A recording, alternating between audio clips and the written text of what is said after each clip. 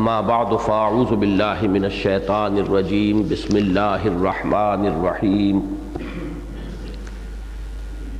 ما قطعتم من لینة او ترکتموها قائمة على اصولها فبإذن اللہ وليخزي الفاسقین وما افاء اللہ علی رسولہ منہم فما اوجفتم علیہ من خیل ولا رکاب ولکن اللہ یسلط رسلہ علی من یشاء واللہ علی کل شیء قدیر ما افاء اللہ علی رسولہ من اہل القرى فللہ وللرسول ولذی القربى والیتامى والمساکین وابن السبیل کی لا یکون دولة بین الاغنیاء منکم وما آتاکم الرسول فخذوه وما نہاکم عنہ فانتہوا واتقوا اللہ ان اللہ شدید العقاب للفقراء المهاجرين الذين اخرجوا من ديارهم واموالهم يبتغون فضلا من الله ورضوانا وينصرون الله ورسوله اولئك هم الصادقون والذين تبوأوا الدار والإيمان من قبلهم يحبون من هاجر إليهم ولا يجدون في صدورهم حاجة مما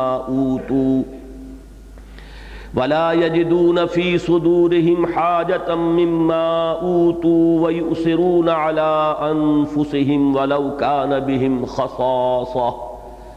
ومن يوق شح نفسه فأولئك هم المفلحون والذين جاءوا من بعدهم يقولون ربنا اغفر لنا ولإخواننا الذين سبقونا بالإيمان ولا تجعل في قلوبنا غلا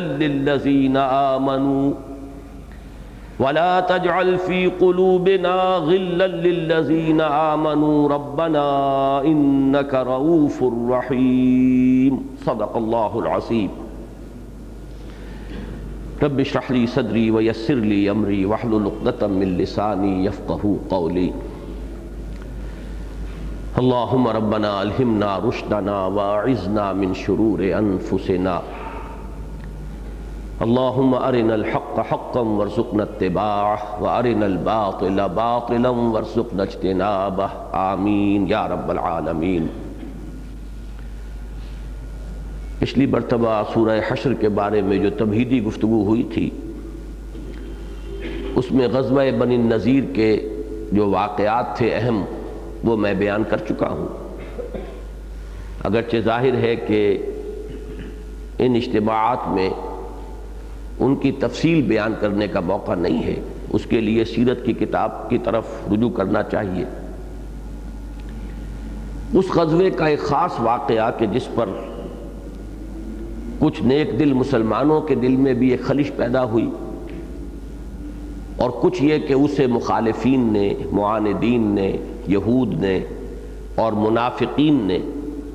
نبی اکرم صلی اللہ علیہ وسلم کے خلاف مخالفانہ پروپیگنڈے کی بنیاد بنا لیا۔ آیت نمبر 5 میں اس کا ذکر ہو رہا ہے، اور وہ واقعہ یہ ہے کہ حضور صلی اللہ علیہ وسلم نے جب بنو النضیر کی جو گڑھی تھی ان کا قلعہ، اس کا محاصرہ کیا تو چونکہ وہاں باغات بھی تھے اور کھجور کے درخت تو آپ کو معلوم ہے کہ فصیل کا کام دینے والے ہیں، اگر جھنڈ کے جھنڈ ہوں کہیں کھجور کے درختوں کے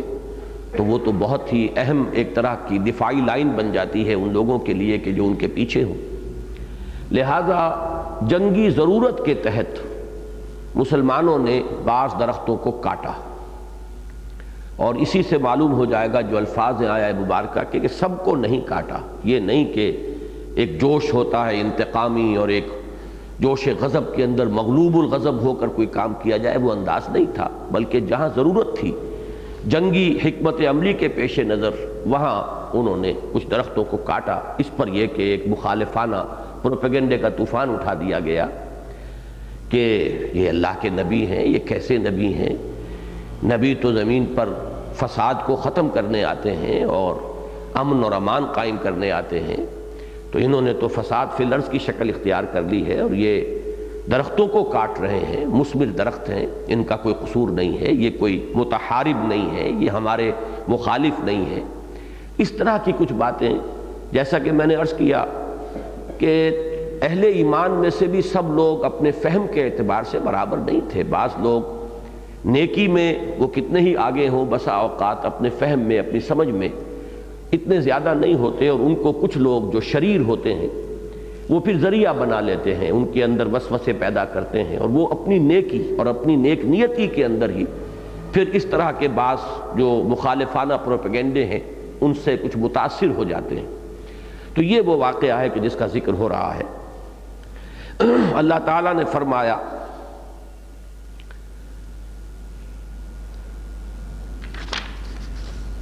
ما قطعتم من لینۃ او ترکتموها قائمۃ، جو بھی تم نے کاٹی کھجوریں، کھجور کے درخت، لینا ایک خاص قسم کی کھجور ہے، اس میں بڑی تفصیلی بحثیں کی گئی ہیں، لیکن عام طور پر جو ترجمہ کیا گیا ہے مثمر درخت، جو پھل دینے والا درخت ہو۔ اگر کوئی درخت جو ہے وہ پھل دینے سے اب جاتا رہا ہو تو پھر تو ظاہر بات ہے اس کو کاٹ لیا جائے تو کوئی حرج نہیں ہے، لیکن جو مثمر ہو، پھل دینے والا درخت، اس کے کاٹنے پر بہرحال ایک اشکال جو ہے ذہن میں خود بھی پیدا ہوتا ہے، اور اسی کو کچھ لوگوں نے پھر ذریعہ بنایا مخالفانہ پروپیگنڈے کا۔ ما قطعتم من لینۃ او ترکتموها قائمۃ علی اصولها فباذن اللہ، جو بھی تم نے کاٹی لینا یعنی کھجور کے وہ پودے، ان کھجور کے درخت، او ترکتموها قائمۃ علی اصولها، یا تم نے ان کو چھوڑ دیا کھڑے ہوئے اپنی جڑوں پر، اصل کہتے ہیں جڑ کو، بنیاد کو، وہ تنے جو اپنی جڑوں پر کھڑے رہے، یعنی یہ کہ جیسا کہ میں نے عرض کیا تھا یہ انڈسکریمنیٹ نہیں تھا، ایسا نہیں تھا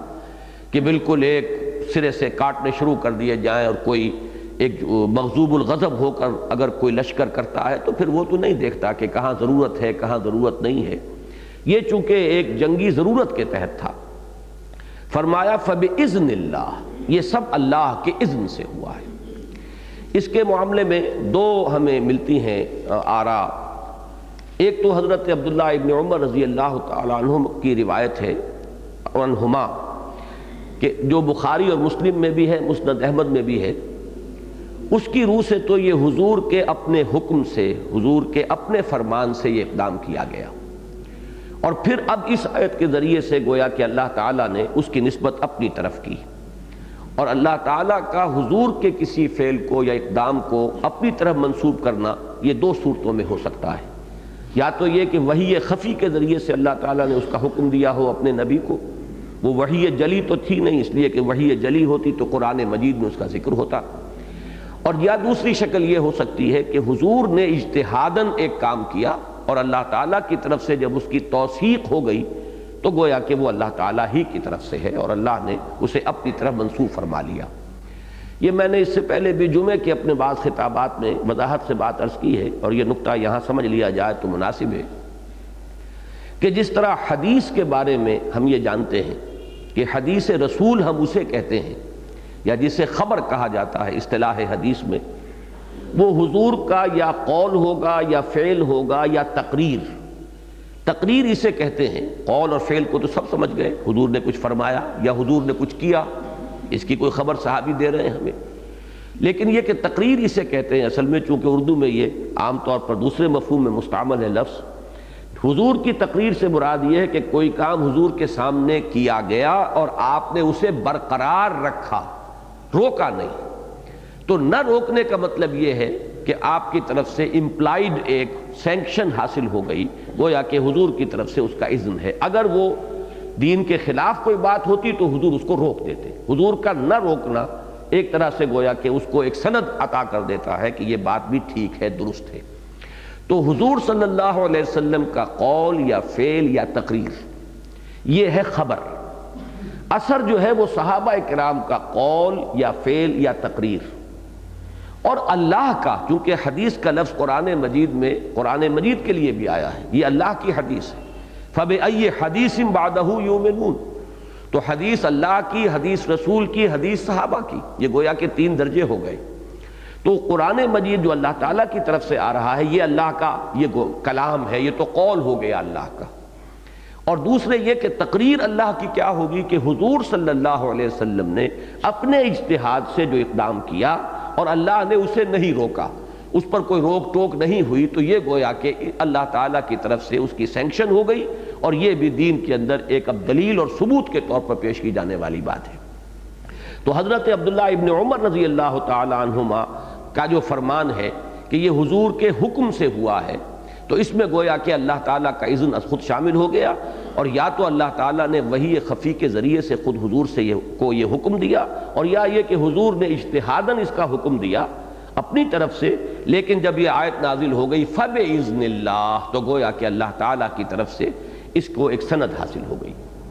ایک رائے کہ جو حضرت عبداللہ ابن عباس رضی اللہ تعالی عنہما سے مروی ہے، اور یہ نسائی کی روایت ہے، اور چونکہ جو ہمارے ہاں تابعین میں سے جو مفسرین بہت مشہور ہیں، حضرت قتادہ اور حضرت مجاہد رحمہم اللہ، یہ دونوں حضرت عبداللہ ابن عباس رضی اللہ تعالی عنہما کے شاگرد ہیں، لہٰذا اکثر تفسیری اقوال جو پھر ہمارے ہاں جو منقول ہوئے ہیں وہ انہی حضرات کے ہیں، اور وہ قول یہ ہے کہ یہ مسلمانوں نے از خود کیا تھا، اس میں حضور کا بھی حکم جو ہے کوئی واضح حکم یا صراحت کے ساتھ کوئی حکم شامل نہیں تھا، بلکہ ظاہر بات ہے کہ ایک جنگی ایک مہم ہے، اس میں جن جن لوگوں کے حوالے ذمہ داریاں کر دی گئی ہیں، تو جو لوگ ذمہ دار ہیں انہیں کچھ نہ کچھ اختیار دیا جاتا ہے اپنے اپنے دائرہ کار میں، تو یہ کام گویا کہ حضور کے جو وہاں مقرر کردہ تھے مختلف جو جیوش تھے یا مختلف حصے جو تھے لشکر کے، ان پہ جو لوگ سپہ سالار کی حیثیت سے تھے، کمانڈر کی حیثیت سے، یہ ان کا اپنا اقدام تھا، اور اس کو اللہ تعالیٰ نے سند جواز عطا فرمایا۔ تو یہ دونوں باتیں نتیجے کے اعتبار سے ان میں کوئی فرق واقع نہیں ہوا۔ ما قطعتم من لینۃ او ترکتموها قائمۃ علی اصولها فباذن اللہ ولیخزی الفاسقین، اور یہ اس لیے کیا اللہ نے کہ فاسقین کو وہ رسوا کر دے۔ یہ اصل میں بہت ہی بڑی رسوائی تھی ان کی، یہود کی، بنی نذیر کی۔ آپ کو معلوم ہے درخت کو لگاتے ہیں تو کتنے اہتمام سے لگاتے ہیں، باغوں سے ایک عشق ہو جاتا ہے، ایک ایک درخت کے ساتھ محبت ہوتی ہے۔ اب ان کی نگاہوں کے سامنے جب ان کے یہ کھیت، ان کے باغ اجڑ رہے تھے، تو ایک طرح کی دنیا کے اندر رسوائی تھی جو اللہ تعالیٰ نے اس صورت میں ان کے مقدر کی، اور یہ اس کا ظہور ہوا۔ البتہ اس آیت کے بارے میں ایک بات جان لیجئے کہ اس آیت کا جو اصل مفاد ہے وہ یہ کہ مخالفین کے منہ تو اس سے بند نہیں ہوں گے، مخالفین کے جو پروپیگنڈے سے تو کوئی کمی نہیں آئے گی اس آیت سے، اس میں، لیکن در حقیقت اس میں تشفی ہے اہل ایمان کے لیے، وہ اہل ایمان کی تشفی اصلاً مطلوب ہے، اور یہ بات بھی سمجھ میں آتی ہے جبکہ جیسا کہ میں نے پہلے بھی کئی مرتبہ عرض کیا ہے، وہ حرکی تصور دین کا سامنے رہے۔ جب وہ حرکی تصور ہے تو معلوم ہوا کہ ایک طرف حزب اللہ ہے، ایک طرف حزب الشیطان ہے، حزب الشیطان بھی اپنا پورا زور لگا رہی ہے، حزب اللہ کے اندر بھی وہ کوشش کر کے کہیں نہ کہیں ریشہ دوانی کرتی ہے، کسی سادہ لوح مسلمان کو اس کے دل میں کوئی وسوسہ اندازی کر دی، اسے پریشان کر دیا، اس کے دل میں شکوک و شبہات پیدا کر دیے۔ پھر یہ کہ قانونی اعتبار سے جو حزب اللہ ہے اس میں جو منافقین شامل ہیں وہ تو کھلم کھلا ایجنٹ ہے اس حزب الشیطان کے، وہ مارے آستین ہے، ففتھ کالمسٹ عنصر ہے۔ تو یہ اگر پوری صورتحال سامنے ہو تو اندازہ ہوتا ہے کہ بسا اوقات بڑی ہی ایک نازک صورت پیدا ہو جاتی ہے کسی بھی شخص کے لیے، کسی قائد کے لیے، رہنما کے لیے، سپہ سالار کے لیے، کہ اس کے اپنے ساتھیوں میں سے اور ان ساتھیوں میں سے کہ جن کے بارے میں اسے پورا اطمینان ہوتا ہے کہ وہ مخلص ہیں، وہ کہیں بھی کسی طرح سے ان کے دلوں میں کوئی کھوٹ نہیں ہے، کوئی بدنیتی نہیں ہے، لیکن یہ کہ وہ اغیار کے کسی مخالفانہ پروپیگنڈے سے اتنے متاثر ہو جاتے ہیں کہ بسا اوقات مشکل ہو جاتا ہے پھر ان کی دل کی تشفی کرنا۔ اسی کی مثال ہے جو سورہ بقرہ میں آئی ہے کہ جب تحویل قبلہ کا حکم آیا تو مسلمانوں میں بڑی بے چینی پیدا ہو گئی تھی۔ اس کے لیے جو آیات وہاں پر نازل ہوئی ہیں، وَمَا كَانَ اللَّهُ لِيُضِيعَ إِيمَانَكُمْ، اللہ تعالیٰ تمہارا ایمان ضائع کرنے والا نہیں ہے، کیوں پریشان ہو رہے ہو؟ اب مخالفین نے پروپیگنڈا شروع کر دیا تھا کہ یہ 16-17 مہینے مسلمانوں نے یہ بیت المقدس کی طرف رخ کر کے نماز پڑھی۔ اب اگر اصل قبلہ یہ ہے کہ جب اب جس کی طرف رخ کر کے نماز پڑھ رہے ہیں تو ان نمازوں کا کیا ہوا؟ وہ تو گئیں، غلط رخ پر تھی۔ وہ تیر نیم کش جس کا نہ ہو کوئی ہدف، وہ تو اپنے اصل ہدف سے ہٹ گئی نمازیں، اور نماز تو اصل دین ہے، الصلاۃ عماد الدین، نماز ہی ایمان ہے، جس کی نماز ہی ضائع ہو گئی اس کا تو ایمان ضائع ہو گیا۔ پھر خاص طور پر جو لوگ اس دوران میں فوت ہو گئے ان کا کیا بنے گا؟ انہیں تو کوئی تلافی کرنے کا بھی اب موقع نہیں ہے۔ اب یہ وسوسے جو ہیں، جو عام مذہبی مزاج کے لوگ ہوتے ہیں اور جن میں زیادہ فہم کی گہرائی نہیں ہوتی، آپ اگر تصور کریں گے خود تو یہ سمجھ میں آ جائے گی بات کہ ایسے حضرات کے لیے اگرچہ وہ نیک نیت ہو، ان میں کوئی کھوٹ نہ ہو، لیکن اس قسم کی چیزیں بسا اوقات بہت پریشانی کا سبب بن جاتی ہیں۔ اور جماعتی زندگی میں پھر یہ ایک بڑا مسئلہ ہوتا ہے کہ جب تک وہ ساتھی مطمئن نہ ہو، گویا کہ اب اپنے رینکس کے اندر جو ہے وہ ایک بے اطمینانی پیدا ہو رہی ہے، تو اب اقدام کیا ہوگا؟ آگے بڑھ کر آپ کیا مقابلہ کریں گے وہ حزب الشیطان کا؟ کیسے اس دشمن کا وار روک سکیں گے؟ تو یہ سچویشنز جو ہیں یہ بڑی اہم ہوتی ہیں، لیکن ان کی اہمیت سمجھ میں آئے گی وہ سٹیٹک کانسیپٹ میں نہیں، بس ایک جیسا کہ دین کا نظام ہے، عبادات کا اور ایک قانون کا نظام جو ہے، اگر وہی پیش نظر ہو تو ان چیزوں کی اہمیت سمجھ میں نہیں آتی، جب تک کہ وہ پورا تصور سامنے نہ ہو کہ حق و باطل کی کشمکش ہے، حزب اللہ ہے، حزب الشیطان ہے۔ یہ یوں سمجھیے کہ بھٹی سلگ رہی ہے بلکہ بھڑک رہی ہے، اور اس میں ایک ایک لحظہ اور ایک ایک لمحہ جو ہے وہ قیمتی ہے، فیصلہ کن ہے۔ ایک ایک شخص کے جو ہے اگر اس کے دل میں کوئی بے اطمینانی پیدا ہو جاتی ہے تو وہ فیصلہ کن ہو سکتی ہے نتیجے کے اعتبار سے۔ لہٰذا بہت ضرورت ہوتی ہے، مخالفین کا منہ بند کرنے سے زیادہ اس بات کی ضرورت ہو جاتی ہے اگر یہ پوری سچویشن آپ کے سامنے ہو کہ اپنے ساتھیوں کو مطمئن رکھا جائے۔ لہٰذا یہ آیہ مبارکہ در حقیقت اہل ایمان کے اطمینان کے لیے ہے کہ جن کے دلوں میں اس سے ایک بے چینی اور پریشانی پیدا ہوئی کہ یہ کام تو ہم نے کوئی اچھا نہیں کیا، اس لیے کہ آپ کو معلوم ہے کہ مستقل جو قانون حرب ہے اسلام کا وہ یہی ہے کہ کھیتیاں برباد نہیں کی جائیں گی، درختوں کو کاٹا نہیں جائے گا، جو کہ باقاعدہ جنگ میں حصہ نہیں لے رہے وہ بوڑھے ہوں، عورتیں ہوں، بچے ہوں، ان کو کوئی گدن نہیں پہنچایا جائے گا، عبادت گاہوں کو مسمار نہیں کیا جائے گا، انہیں کوئی نقصان نہیں پہنچایا جائے گا۔ مستقل قانون یہی ہے، لیکن کسی وقت جو سچویشن ہے کسی جنگ کے موقع پر اس کا تقاضا ہو سکتا ہے کہ کسی گھر کو گرا دیا جائے، کوئی گھر آڑے آ رہا ہے یا دشمن کے لیے وہ اس وقت جو ہے ایک پناہ گاہ بن گیا ہے، اس کی اوٹ سے وہ ہم پر حملہ کر رہا ہے، اس وقت اگر اس گھر کو مسمار کر دیا جائے تو وہ ہوگی ایک وقتی جنگی ضرورت، اس کی حد تک اس کی اجازت ہے۔ یعنی اس آیہ مبارکہ سے مستقلاً بھی جو حکم جو ہے مستنبط کیا جائے گا وہ یہ ہے کہ کسی فوری اور وقتی جنگی ضرورت اور مصلحت کے لیے درخت بھی کاٹے جا سکتے ہیں، کسی عبادت گاہ کو بھی مسمار کیا جا سکتا ہے۔ ایسی سینکٹیٹی نہیں ہے کہ کسی صورت میں بھی یہ کام نہیں ہو سکتے، لیکن ایک ہوتا ہے جوش میں آ کر، غضب میں آ کر، جیسے کہ کوئی مست ہاتھی جو ہے وہ کہیں گھس جائے اور روند ڈالے ہر چیز کو جو اس کے پاؤں تلے آ جائے، وہ انداز جو ہے وہ نہیں ہوگا، لیکن حسب ضرورت جہاں جنگی ضرورت جو ہے داعی ہو اس قسم کا کوئی اقدام کیا جا سکتا ہے۔ پھر پڑھ لیجیے آیہ مبارکہ، ما قطعتم من لینۃ او ترکتموها قائمۃ علی اصولها فباذن اللہ ولیخزی الفاسقین وما فاء اللہ علی رسولہ منہم فما اوجفتم علیہ من خیل ولا رکاب ولکن اللہ یسلط رسولہ علی من یشاء واللہ علی کل شیء قدیر۔ اب یہاں سے ایک بہت اہم بحث شروع ہو رہی ہے، اور وہ ہے فے کی بحث، فے کے اموال۔ پہلے تو اس لفظ فے کو سمجھیے کہ فے سے مراد کیا ہے۔ لغوی طور پر فا یفیو کا لفظ آتا ہے رجع، لوٹ آنا۔ ہمارے منتخب نصاب میں سورہ حجرات میں یہ لفظ آتا ہے کہ وَإِن طَائِفَتَانِ مِنَ الْمُؤْمِنِينَ اقْتَتَلُوا فَأَصْلِحُوا بَيْنَهُمَا فَإِن بَغَتْ إِحْدَاهُمَا عَلَى الْأُخْرَى فَقَاتِلُوا الَّتِي تَبْغِي حَتَّى تَفِيءَ إِلَىٰ أَمْرِ اللَّهِ فَإِن فَاءَتْ فَأَصْلِحُوا بَيْنَهُمَا بِالْعَدْلِ وَأَقْسِطُوا إِنَّ اللَّهَ يُحِبُّ الْمُقْسِطِينَ۔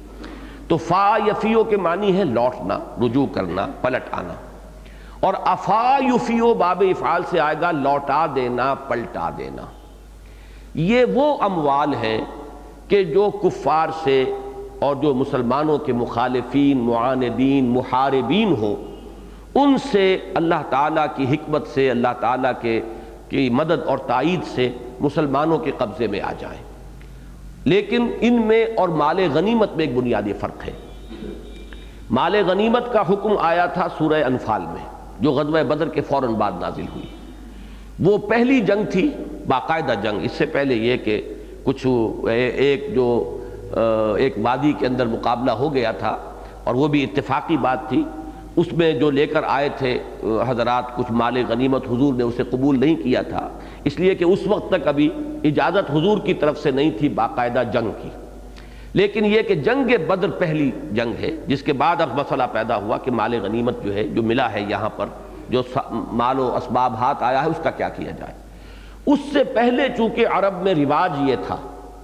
کہ جب ان کے ہاں جنگ ہوتی تھی تو اگر ایک فریق کو فتح حاصل ہو گئی ہے تو اب جب دوسرا فریق بھاگ رہا ہے تو فاتح فریق کا جو شخص جس چیز کے اوپر قبضہ کر لے وہ اس کی شے ہے، وہ اس کی ملکیت ہے۔ یہی وجہ ہے کہ مسلمانوں نے اس وقت بھی بڑی محنت کر کے ہر ایک نے جو ہے وہ مال جو ہے سمیٹا اور جمع کیا۔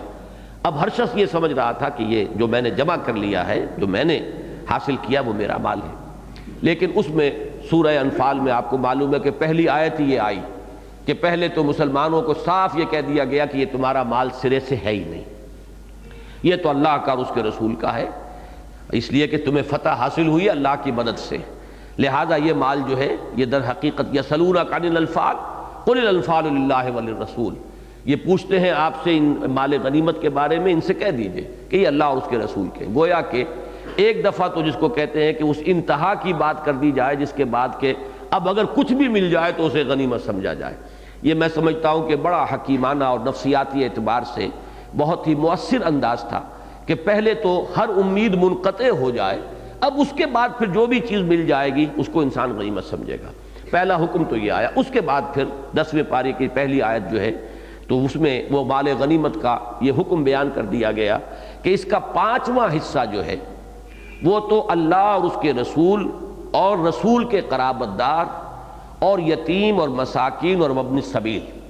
ان کے لیے ہے یہ جو مال غنیمت کا 5واں حصہ ہے۔ باقی 4 حصے جو ہے وہ مسلمانوں میں تقسیم کیے جائیں گے۔ اس میں پھر حضور کا اجتہاد ہے مزید کہ حضور نے جو پیادے تھے ان کو اکیلا حصہ دیا، جو سوار تھے انہیں دوہرا حصہ دیا۔ اس کی وجہ بھی سمجھ لیجئے کہ وہ سٹینڈنگ آرمیز نہیں تھی، اور جو لوگ اس میں حصہ لے رہے تھے وہ تنخواہ یافتہ نہیں تھے۔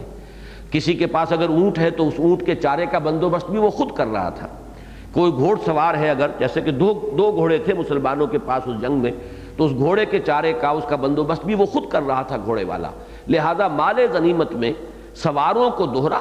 اور جو پیادہ تھے ان کو اکیلا حصہ حضور نے معین کر کے دے دیا۔ اب یہ تو مال غنیمت کا مستقل قانون بن گیا اسلام میں۔ اب یہاں ایک شکل نئی پیدا ہوئی، اور وہ یہ کہ باضابطہ جنگ کی نوبت نہیں آئی۔ حضور نے محاصرہ کیا، ایک قوت کا اظہار تو ہوا ہے، لیکن یہ ہے کہ اس محاصرے کے نتیجے میں ان کے حوصلے پست ہو گئے۔ ہم جو پچھلی آیات ہم نے 4 ابتدائی آیات پچھلی مرتبہ پڑھی تھی اس میں یہ لفظ آ چکا ہے کہ فَآتَاهُمُ اللَّهُ مِنْ حَيْثُ لَمْ يَحْتَسِبُوا وَقَذَفَ فِي قُلُوبِهِمُ الرُّعْبَ، اللہ تعالیٰ ان پر وہاں سے حملہ آور ہوا جہاں سے انہیں گمان بھی نہیں تھا۔ انہوں نے تو بڑی فورٹیفیکیشنز کی تھیں اور بڑی قلعہ بندی کر لی تھی اور بڑا انتظام کر لیا تھا، اونچی اونچی دیواریں تھیں۔ وَظَنُّوا أَنَّهُ مَانِعَتُهُمْ حُصُونُهُم مِّنَ اللَّهِ، ان کا تو یہ گمان تھا کہ ہماری یہ فصیلیں ہمیں بچا لیں گی، لیکن یہ کہ اللہ تعالیٰ نے ان پر حملہ کہاں سے کیا کہ ان کے دلوں کے اندر روب ڈال دیا۔ اب ظاہر بات ہے کہ جب دل مرعوب ہو جائیں، حوصلے پست ہو جائیں، مورال گر جائے تو ساز و سامان بیکار ہو جاتا ہے۔ اب ہتھیار جو ہے استعمال کرنے والا تو بہرحال انسان ہی ہے، ہتھیار بھی خود بخود تو کام نہیں کرتے۔ اگر اس انسان کا مورال گر گیا ہے تو ہتھیار مؤثر نہیں ہوں گے، لہٰذا وہ روب پڑا ان پر، اور اس روب کی وجہ سے انہوں نے خود آفر کی کہ ٹھیک ہے، اب جو بھی فیصلہ آپ ہمارے لیے کریں گے وہ ہمیں منظور ہوگا۔ چنانچہ طے کر دیا گیا کہ 3 اشخاص تم میں سے ایک اونٹ پر جتنا سامان لے جا سکتے ہو لے جائیں، اور وہ بھی اسلحہ اس میں نہیں ہوگا، اسلحہ سارا چھوڑ کر جانا ہوگا، اور 3 افراد ایک اونٹ پر جس قدر بال لے جا سکیں لے جائیں۔ چنانچہ یہی ہوا ان کے ساتھ۔ اب اس میں پھر حکم دیا جا رہا ہے کہ یہ مال جو ملا ہے، یہ مال جو ہے یہ تمہاری خون ریزی اور تمہاری طرف سے کچھ تو خون کے نتیجے میں نہیں ہے، نہ تم نے اس پر گھوڑے دوڑائے، نہ تم نے اونٹ دوڑائے، بلکہ یہ اللہ تعالیٰ کی طرف سے ایک خاص تائید کی نتیجے میں تمہیں یہ فتح حاصل ہوئی ہے۔ تو یہ مال جو ہے یہ مال غنیمت نہیں، یہ مال فے ہے۔ میں بعد میں تفصیل سے عرض کروں گا۔ تو یہ مستقل طور پر ایک جداگانہ کیٹیگری ہے مال غنیمت سے۔ اس میں کسی لڑنے والے کا کوئی حصہ نہیں ہے۔ یہ کل کا کل جیسا کہ ابھی ہم پڑھیں گے وہ یہ ہے کہ اللہ کے لیے، اس کے رسول کے لیے، رسول کے قرابت داروں کے لیے، یتیموں کے لیے، مسکینوں کے لیے اور مسافروں کے لیے یہ مال ہے کہ جو مستقل طور پر پورا کا پورا انہی کے مصرف میں آئے گا اور انہی کی مصلحتوں میں صرف کیا جائے گا۔ اب اس میں ایک لفظ فے جو آیا ہے، لوٹا دینے کے معنی کیا ہے؟ لوٹا دینے کا مطلب تو یہ کہ یہ مال مسلمانوں کا تھا اور اللہ نے اسے لوٹا دیا۔ یہ بڑا ایک لطیف ہے، یہاں پر اب یہ دین کی حکمت اور فلسفے کے اعتبار سے یہ بات آ رہی ہے کہ اصلاً یہ دنیا اور جو کچھ اس میں ہے اس کا مالک اللہ ہے، اور اللہ کے وفادار اہل ایمان ہیں، تو جائز وارث اس تمام کے دنیا و ما فیہا کے اہل ایمان ہیں۔ اگر اللہ کا سرکش اور اللہ کا باغی کوئی شخص اس پر قابض ہے تو اصلاً یہ قبضہ جو ہے یہ در حقیقت غیر قانونی قبضہ ہے، غاصبانہ قصبہ ہے، اس لیے کہ اس کے مالک تو اہل ایمان ہیں، مال اللہ کا ہے۔ تو اللہ کے ساتھ جو وفاداری کا وہ جو مصرع مجھے یاد آیا، جو تجھ سے عہد وفا استوار رکھتے ہیں، علاج گردش لیل و نہار رکھتے ہیں، تو جس نے اللہ کے ساتھ عہد وفا استوار کیا ہوا ہے پھر وہی مالک ہے اس دنیا و ما فیہا کا۔ یہ جیسے کہ سورہ منافقون میں آئے گا وَلِلَّهِ الْعِزَّةُ وَلِرَسُولِهِ وَلِلْمُؤْمِنِينَ وَلَكِنَّ الْمُنَافِقِينَ لَا يَعْلَمُونَ۔ عزت جو ہے اس کا اصل مالک اللہ ہے، اور یہ کہ اللہ کے رسول ہیں اور پھر اہل ایمان ہیں۔ اب دنیا میں بظاہر کسی اور کو عزت نظر آ رہی ہے، اسے وجاہت حاصل ہے، تو یہ اس کی جائز ملکیت نہیں ہے، بلکہ یہ تو در حقیقت ایک جیسے باغی کو کسی وقت خود تھوڑی دیر کے لیے تسلط حاصل ہو جاتا ہے، اس سے اس کا جواز نہیں ہو جاتا، بلکہ اس کا جو قبضہ ہے وہ غاصبانہ ہی شمار ہوگا۔ اسی میں آج سوچ رہا تھا کہ بڑا لطیف انداز ہے، ایک جگہ پر قرآن مجید میں یہ سورہ اعراف میں مضمون آیا ہے کہ قل من حرم زینت اللہ التی اخرج لعبادہ والطیبات من الرزق۔ بعض لوگوں پر جب زہد کا اور تقشف کا بہت زیادہ غلبہ ہو جاتا ہے تو ان کے اندر یہ ہوتا ہے کہ دنیا کی کوئی اچھی چیز استعمال نہیں کریں گے، قطعاً جو ہے کوئی یعنی دنیا کی جو نعمتیں ہیں ان سے استفادہ نہیں کریں گے۔ اب اس میں ایک بات تو یہ ہوتی ہے کہ ایک شخص دین کے کام میں اتنا لگ گیا ہے کہ اس کے لیے اپنی معاش کے لیے وقت نہیں ہے اور وہ کم سے کم پر گزارا کرنے پر مجبور ہو گیا، یہ بالکل دوسری بات ہے۔ ایک یہ ہے کہ اس کو زہد کا اور تقویٰ کا ایک لازمی جز سمجھ لیا جائے کہ کوئی اچھا لباس نہیں پہننا، کوئی اچھی چیز نہیں کھانی، بلکہ یہ کہ وہ جو رہبانیت جو سورہ حدید میں ہم پڑھ آئے ہیں اس رہبانیت کے سے تصور کے تحت آدمی ان چیزوں سے کنارہ کش ہو جائے تو یہ چیز دین میں پسندیدہ نہیں ہے۔ اسی لیے وہاں فرمایا گیا قل من حرم زینت اللہ التی اخرج لعبادہ والطیبات من الرزق۔ کس نے حرام کیا ہے؟ نبی سے پوچھئے کس نے حرام کی ہے وہ چیزیں، بہت اچھی چیزیں، چاہے وہ لباس سے متعلق ہوں یا طیبات من الرزق ہوں، کھانے پینے کی چیزیں ہوں پاکیزہ، تو کس نے حرام کیا ہے انہیں اہل ایمان کے لیے؟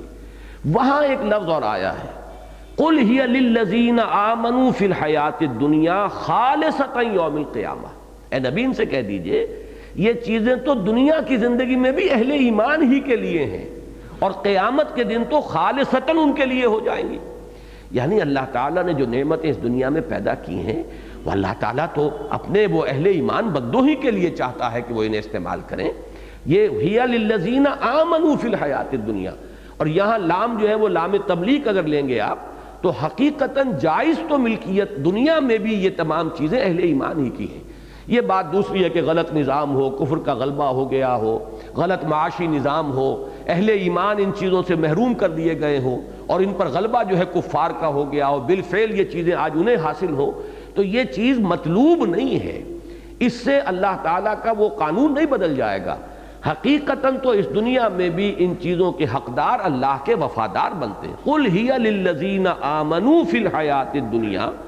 خالصتاً یوم القیامہ، اور قیامت کے دن تو خالصتاً ہو ہی جائے گا۔ یہاں تو پھر بھی اللہ نے چونکہ امتحان گاہ بنایا ہے اس دنیا کو، اس لیے ٹھیک ہے چھوٹ دے رکھی ہے۔ اس میں سے جو بھی کفار جو ہے منہ مار رہے ہیں، چر رہے ہیں، چگ رہے ہیں، تو اللہ تعالیٰ روک نہیں رہا ہے، لیکن بالآخر تمام یہ نعمتیں جو ان کے جائز حقدار ہیں، جو ان کے جائز وارث ہیں، انہی کو لوٹ جائیں گی خالصتاً یوم القیامہ۔ تو یہ مفہوم ہے در حقیقت جس کو ذہن میں رکھنا چاہیے کہ اس دنیا میں جو مال و اسباب بھی ہے وہ در حقیقت اللہ کی ملکیت اور اللہ کے نمائندے ہیں اللہ کے رسول صلی اللہ علیہ وسلم اور اہل ایمان، ان کے وفادار، اللہ کے وفادار بندے، رسول کے وفادار ساتھی جو تن من دھن لگا رہے ہیں۔ تو اب اگر اللہ نے اپنی قدرت کاملہ سے ان چیزوں کو لوٹا دیا ہے تو گویا کہ یہ چیزیں اصل وارثوں اور اصل مالکوں کے پاس لوٹ کر آ گئی ہیں۔ اصل وارث اور اصل مالک یہی تھے، اس لیے اس کے لیے لفظ فے استعمال ہوا ہے۔ ما افاء اللہ علی رسولہ منہم فما اوجفتم علیہ من خیل، تو جو کچھ لوٹا دیا ہے اللہ نے اپنے رسول پر ان میں سے، یہ تمام وہ مال، اب ظاہر بات ہے پورے ان کی گڑھیاں تھیں، ان کے گھر تھے، ساز و سامان تھا، ان کا اسلحہ تھا، ان کے اور نہ معلوم جو بھی کچھ ان کی بلانگنگز وہاں تھیں، جو بھی ان کی املاک تھیں، وہ سب ہے کہ جو اب آئی ہیں۔ اور یہ یوں سمجھیے کہ حضور صلی اللہ علیہ وسلم کی سیرت مطہرہ میں یہ پہلا موقع آ رہا ہے کہ ایک بڑے پیمانے پر اتنا ساز و سامان، اتنا مال و اسباب دنیاوی جو ہے انہیں ملا ہے۔ تو فرمایا ما اوجفتم علیہ من خیل ولا رکاب، تم نے نہیں دوڑائے اس پر نہ گھوڑے اور نہ اونٹ۔ یہ خیل کا لفظ جو ہے اور رکاب، ان دونوں کو جان لیجئے یہ اسم الجمع ہے، ان کا مفرد کوئی نہیں آتا۔ خیل گھوڑے، واحد کے لیے لفظ خیل سے نہیں آئے گا، فرسن آئے گا گھوڑا، لیکن جمع ہے، جب بھی لفظ خیل آئے گا تو وہ گھوڑوں کے لیے، جمع کے لیے اسم الجمع اس کو کہتے ہیں، جس کا کہ اس لفظ سے مفرد کوئی نہیں بنتا۔ اسی طرح رکاب، یہ بھی وہ جو سواری کے اونٹ ہیں، ایک ہے وہ لدو اونٹ، وہ نہیں، رکاب کہلائیں گے وہ اونٹ کے جن پر سواری کی جائے۔ اور آپ کو معلوم ہے کہ یہ اونٹ بالکل علیحدہ ہوتے ہیں، سواری کا اونٹ اور لدو اونٹ، ان کی خاصیتیں جدا ہوتی ہیں، ان کی تربیت جدا کی جاتی ہے۔ اور بعض سانڈنیاں تو ایسی ہوتی ہیں سواری والی کہ آپ اس کے اوپر بیٹھ جائیے اور ہاتھ میں بھرا ہوا پیالہ جو ہے پانی کا لے لیجئے، وہ پانی چھلکے گا نہیں۔ باقی جو دوسرے اونٹ ہیں ان کے اوپر کہیں اگر بیٹھ جائیں آپ تو انجر پنجر ڈھیلا ہو جائے گا۔ تو رکاب جو ہیں یہ وہ ہیں کہ جو کہ سواری کے لیے خاص ہوں، جن کو اس کے لیے تیار کیا گیا ہو۔ اور ایک بات اور نوٹ کر لیں، دلچسپی کی ہے کہ ویسے تو یہ لفظ جو آتا ہے مرکب، کوئی بھی سواری ہے وہ مرکب ہوگی، لیکن راکب کا لفظ عربی زبان میں صرف اونٹ پر سوار جو ہے اس کے لیے آئے گا۔ گھوڑے پر جو سوار ہے اس کو راکب نہیں کہتے، فارس کہتے ہیں، اور راکب وہ ہے کہ جو اونٹ پر سوار ہے۔ تو یہاں مراد ہے وہ گھوڑے جو سواری کے لیے استعمال ہوں اور وہ اونٹ کے جو سواری کے لیے استعمال ہوں۔ اور اوجفا یہ آتا ہے تیز دوڑانے کے لیے، وجفا یجفو دوڑنا، اور اوجفا یوجفو یہ ہے دوڑانا۔ تم نے تیزی کے ساتھ نہیں دوڑائے ان پر، نہ اپنے گھوڑے نہ اپنے اونٹ، ولیکن اللہ یسلط رسلہ علی من یشاء،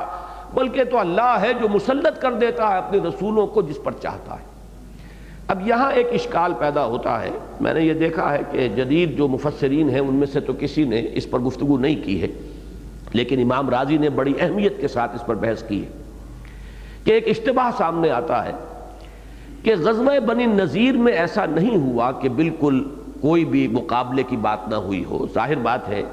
مسلمان مدینے سے نکلے ہیں، چاہے 2 ہی میل کا فاصلہ ہے،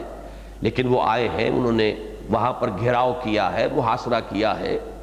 کچھ معمولی قسم کی اسکرمشز بھی کوئی ہوئی ہیں۔ اس اعتبار سے یہ الفاظ جو ہیں جس قطعیت کے ساتھ آ رہے ہیں، ان کا پورا اطلاق جو ہے غزوہ بنی نذیر پر نہیں ہوتا۔ لہذا بعض حضرات کی رائے یہ ہے، اور امام رازی رحمۃ اللہ علیہ کے انداز سے محسوس ہوتا ہے کہ انہیں بھی اسی طرف ان کا رجحان ہے، کہ یہ اصل میں فدق کے لیے یہ الفاظ استعمال ہوئے۔ فدق پر اسی طرح کا معاملہ ہوا تھا کہ بالکل کوئی فوج کشی نہیں ہوئی تھی، اور وہاں کے یہودیوں نے جو ہے اپنے آپ کو سرنڈر کر دیا تھا بغیر کسی جنگی مہم کے۔ اور وہی فدق ہے جس کا معاملہ آتا ہے ہماری تاریخ میں کہ اس کو حضور صلی اللہ علیہ وسلم نے اپنے لیے خاص کیا ہوا تھا۔ وہاں کا جو غلہ وغیرہ آتا تھا اس سے وہ آپ اپنے ازواج مطہرات کے گھروں کا بھی جو ضرورت ہے اس کو پورا کرتے تھے، اور پھر اسی کے لیے حضرت فاطمہ رضی اللہ تعالی عنہا پھر مدعی بن کر کھڑی ہوئی تھی کہ یہ میرے والد کے لیے تھا اور ان کے گھر استعمال ہوتا تھا، بلکہ ان کا تو کہنا یہ تھا کہ یہ حضور نے صلی اللہ علیہ وسلم یہ مجھے ہبہ کر دیا تھا۔ لیکن حضرت ابوبکر صدیق رضی اللہ تعالیٰ عنہ ان سے ثبوت مانگا، اور ثبوت چونکہ ان کے پاس نہیں تھا۔ 2 گواہ اگرچہ انہوں نے پیش کیے، ایک ام ایمن لیکن وہ بھی لونڈی تھی، اور ایک حضور کے آزاد کردہ غلام تھے کوئی۔ حضرت ابوبکر نے فرمایا کہ قانونی ضرورت پوری نہیں ہو رہی ہے، لہٰذا میں جو کچھ قرآن مجید سے میں سمجھا ہوں مجھے اسی کے مطابق فیصلہ کرنا ہے۔ بہرحال فدق کے بارے میں تو ان الفاظ کا اطلاق ہے 100%، لیکن اکثر جو مفسرین ہیں ان کی رائے یہی ہے کہ یہ غزوہ بنی النضیر ہی پر اطلاق ہے، اور اس کی وجہ یہ ہے کہ بہت ہی کم، کل معدوم، نہ ہونے کے درجے میں یہ جو چڑھائی جسے کہتے ہیں، اس لیے کہ کل 2 میل کے فاصلے میں، جیسا کہ میں نے ابھی عرض کیا کہ مسجد قباء جو ہے، جو لوگ گئے ہیں مدینہ منورہ، مسجد قباء کے آس پاس یہ بنو النضیر اور بنو قریظہ آباد تھے۔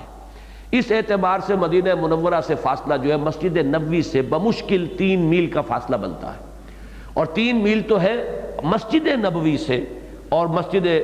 قباء کا فاصلہ، باقی یہ کہ مدینے سے اس وقت جو مدینہ ہوگا، بہرحال مسجد کے ارد گرد جو آبادی تھی، وہاں سے بنی النضیر کی آبادی کا 2 میل کا فاصلہ تھا۔ تو 2 میل میں تو کوئی گھوڑا تیز دوڑانے کی نوبت بھی نہیں آتی، جس کو دوڑانا کہتے ہیں۔ تو یہ الفاظ جو ہیں اس اعتبار سے بڑے معنی خیز ہیں، ما اوجفتم علیہ من خیل ولا رکاب، کہ جس طرح باضابطہ کو فوج کشی ہوتی ہے، اور جس طرح اس میں تیزی کے ساتھ جو ہے وہ جب رسالہ حملہ کرتا ہے تو جس تیزی کے ساتھ آتا ہے وہ نیزے ہاتھ میں لے کر، تو اس طرح کی کوئی صورتحال جو ہے وہاں پیش نہیں آئی۔ لہذا یہ تھوڑی بہت جو بھی شکل ہوئی ہے اس کو اللہ تعالیٰ نے اسی حکم میں لیا ہے کہ تمہاری اپنی کسی فوج کشی کا نتیجہ نہیں ہے، یہ مال جو بھی دیا ہے یہ ہم نے اپنے رسول کو اپنی قدرت خاصہ کے ذریعے سے غلبہ عطا فرما دیا ہے۔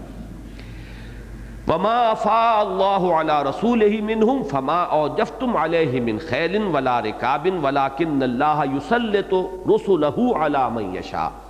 ان الفاظ کا تعلق ذہن میں قائم کر لیجئے۔ سورہ مجادلہ میں جو الفاظ آئے تھے، جو لاسٹ بٹ 1 آیت ہے، آخری آیت سے پہلی آیت، کل آیات غالباً اس کی 22 ہیں، تو یہ آیت نمبر 21 ہوئی جس میں فرمایا کتب اللہ لأغلبن انا ورسلی، اللہ نے لکھ دیا ہے، طے کر دیا ہے، فیصلہ کر دیا ہے کہ میں اور میرے رسول لازماً غالب آ کر رہیں گے۔ تو یہ گویا کہ اسی کے ساتھ ایک ربط قائم ہوا، اللہ تعالیٰ مسلط کر دیتا ہے اپنے رسولوں کو جس پر چاہتا ہے، اور اس کا اسی سورہ مبارکہ کی اس آیت کے ساتھ بھی ربط قائم ہو گیا کہ قذف فی قلوبہم الرعب، اللہ تعالیٰ نے ان کے دلوں میں رعب ڈال دیا۔ اسی رعب کی وجہ سے اب ان کے اندر وہ قوت مقابلہ و مقاومت باقی نہ رہی اور انہوں نے سرنڈر کر دیا۔ واللہ علی کل شیء قدیر، اور یقیناً اللہ تعالیٰ ہر چیز پر قادر ہے، اسے کل قدرت حاصل ہے۔ اب یہ تو ہوئی وہ صورتحال، جیسا کہ میں نے ابھی عرض کیا ہے، اگر یہ غزوہ فدق سے متعلق ہو یا یہ معاملہ فدق کی بستی سے متعلق ہو، تب بھی کوئی اس کے اندر وہ قابل تعجب بات نہیں ہے، اس لیے کہ قرآن مجید میں مضمون کی مناسبت سے کسی اور موقع پر نازل شدہ آیت کو یہاں پر لا کر جمع کیا جا سکتا ہے۔ یہ ترتیب اور تدوین ہے جو حضور صلی اللہ علیہ وسلم جب آیات نازل ہوتی تھی تو حکم دیا کرتے تھے کہ اس آیت کو فلاں صورت میں فلاں آیت کے بعد رکھ دو، تو اس کا امکان موجود ہے اور اس میں کوئی استبعاد والی بات نہیں ہے، انہونی بات نہیں ہے۔ لیکن جیسا کہ میں نے عرض کیا، اکثر مفسرین کا اسی پر اجماع ہے کہ یہ غزوہ بنی النضیر ہی سے متعلق ہے، اور اس میں جو صورتحال پیش آئی تھی گویا کہ وہ اپنی حقیقت کے اعتبار سے وہ ان الفاظ ہی کی ایک تعبیر ہے کہ گھوڑے دوڑانے اور اونٹ کشی کرنے اور اس کے اوپر کوئی حملہ کرنے اور باقاعدہ اپنی جانیں دینے اور خون ریزی کا کوئی موقع جو ہے نہیں آیا۔ اب حکم آ رہا ہے ما افاء اللہ علی رسولہ من اہل القری فللہ وللرسول ولذی القربى والیتامی والمساکین وابن السبیل، جو کچھ لوٹا دے اللہ تعالیٰ اپنے رسول پر بستیوں والوں کی طرف سے۔ قریٰ، قریہ کی جمع ہے، من اہل القریٰ، یہ بستیاں عرب میں یہ آپ کو معلوم ہے کہ 2 ہی طرح کی آبادیاں تھیں، یا تو وہ بدو لوگ تھے کہ جو گھومتے پھرتے تھے، اور یا پھر کچھ بستیاں تھیں مستقل جو بہت کم تھیں، تو وہ قریٰ ہیں، اور ام القریٰ کہا جاتا ہے مکہ مکرمہ کو کہ وہ اس علاقے کی مرکزی بستی تھی، وہ گویا کہ ایک طرح سے صدر مقام تھا۔ لیکن یہ کہ جو اور قریے تھے، اب خیبر ہے، فدق ہے، یہ سب بھی وہی قریے ہیں، وہی بستیاں ہیں۔ تو ما افاء اللہ علی رسولہ من اہل القریٰ، جو کچھ بھی لوٹا دے اللہ تعالیٰ اپنے رسول پر، من اہل القریٰ، بستیوں والوں میں سے، فللہ وللرسول، اب یہ 6 یہاں مدیں گنوائی گئی۔ نمبر 1، اور یہ نوٹ کر لیجئے یہی 6 مدیں ہیں خمس کی. مال غنیمت میں سے جب خمس تھا تو اس کی بھی 6 مدیں یہی تھیں. فرق صرف یہ ہے مال غنیمت اور مال خمس میں کہ وہاں 5واں حصہ ان 6 مدوں پر، باقی 4 حصے جو اس جنگ میں بالفعل حصہ لینے والے لوگ تھے. کبھی کبھی ایسا بھی ہوا ہے حضور نے کہ بالفعل کوئی شخص شریک نہیں ہے لیکن اسے حصہ دے دیا ہے، جیسے کہ حضرت عثمان رضی اللہ تعالی عنہ غزوہ بدر میں شریک نہیں تھے، حضور کے حکم سے مدینے میں رہ گئے تھے، اس لیے کہ حضور کی صاحبزادی ان کی اہلیہ بیمار تھیں، ان کی تیمارداری کے لیے حضور کے حکم سے رہ گئے تھے، اس لیے حضور نے غزوہ بدر کے مال غنیمت میں ان کا بھی حصہ لگایا. تو اس طریقے کا معاملہ ایکسیپشنل ہو سکتا ہے، لیکن یہ کہ مال غنیمت کا معاملہ یہی ہے کہ اس کا 4/5 جو ہے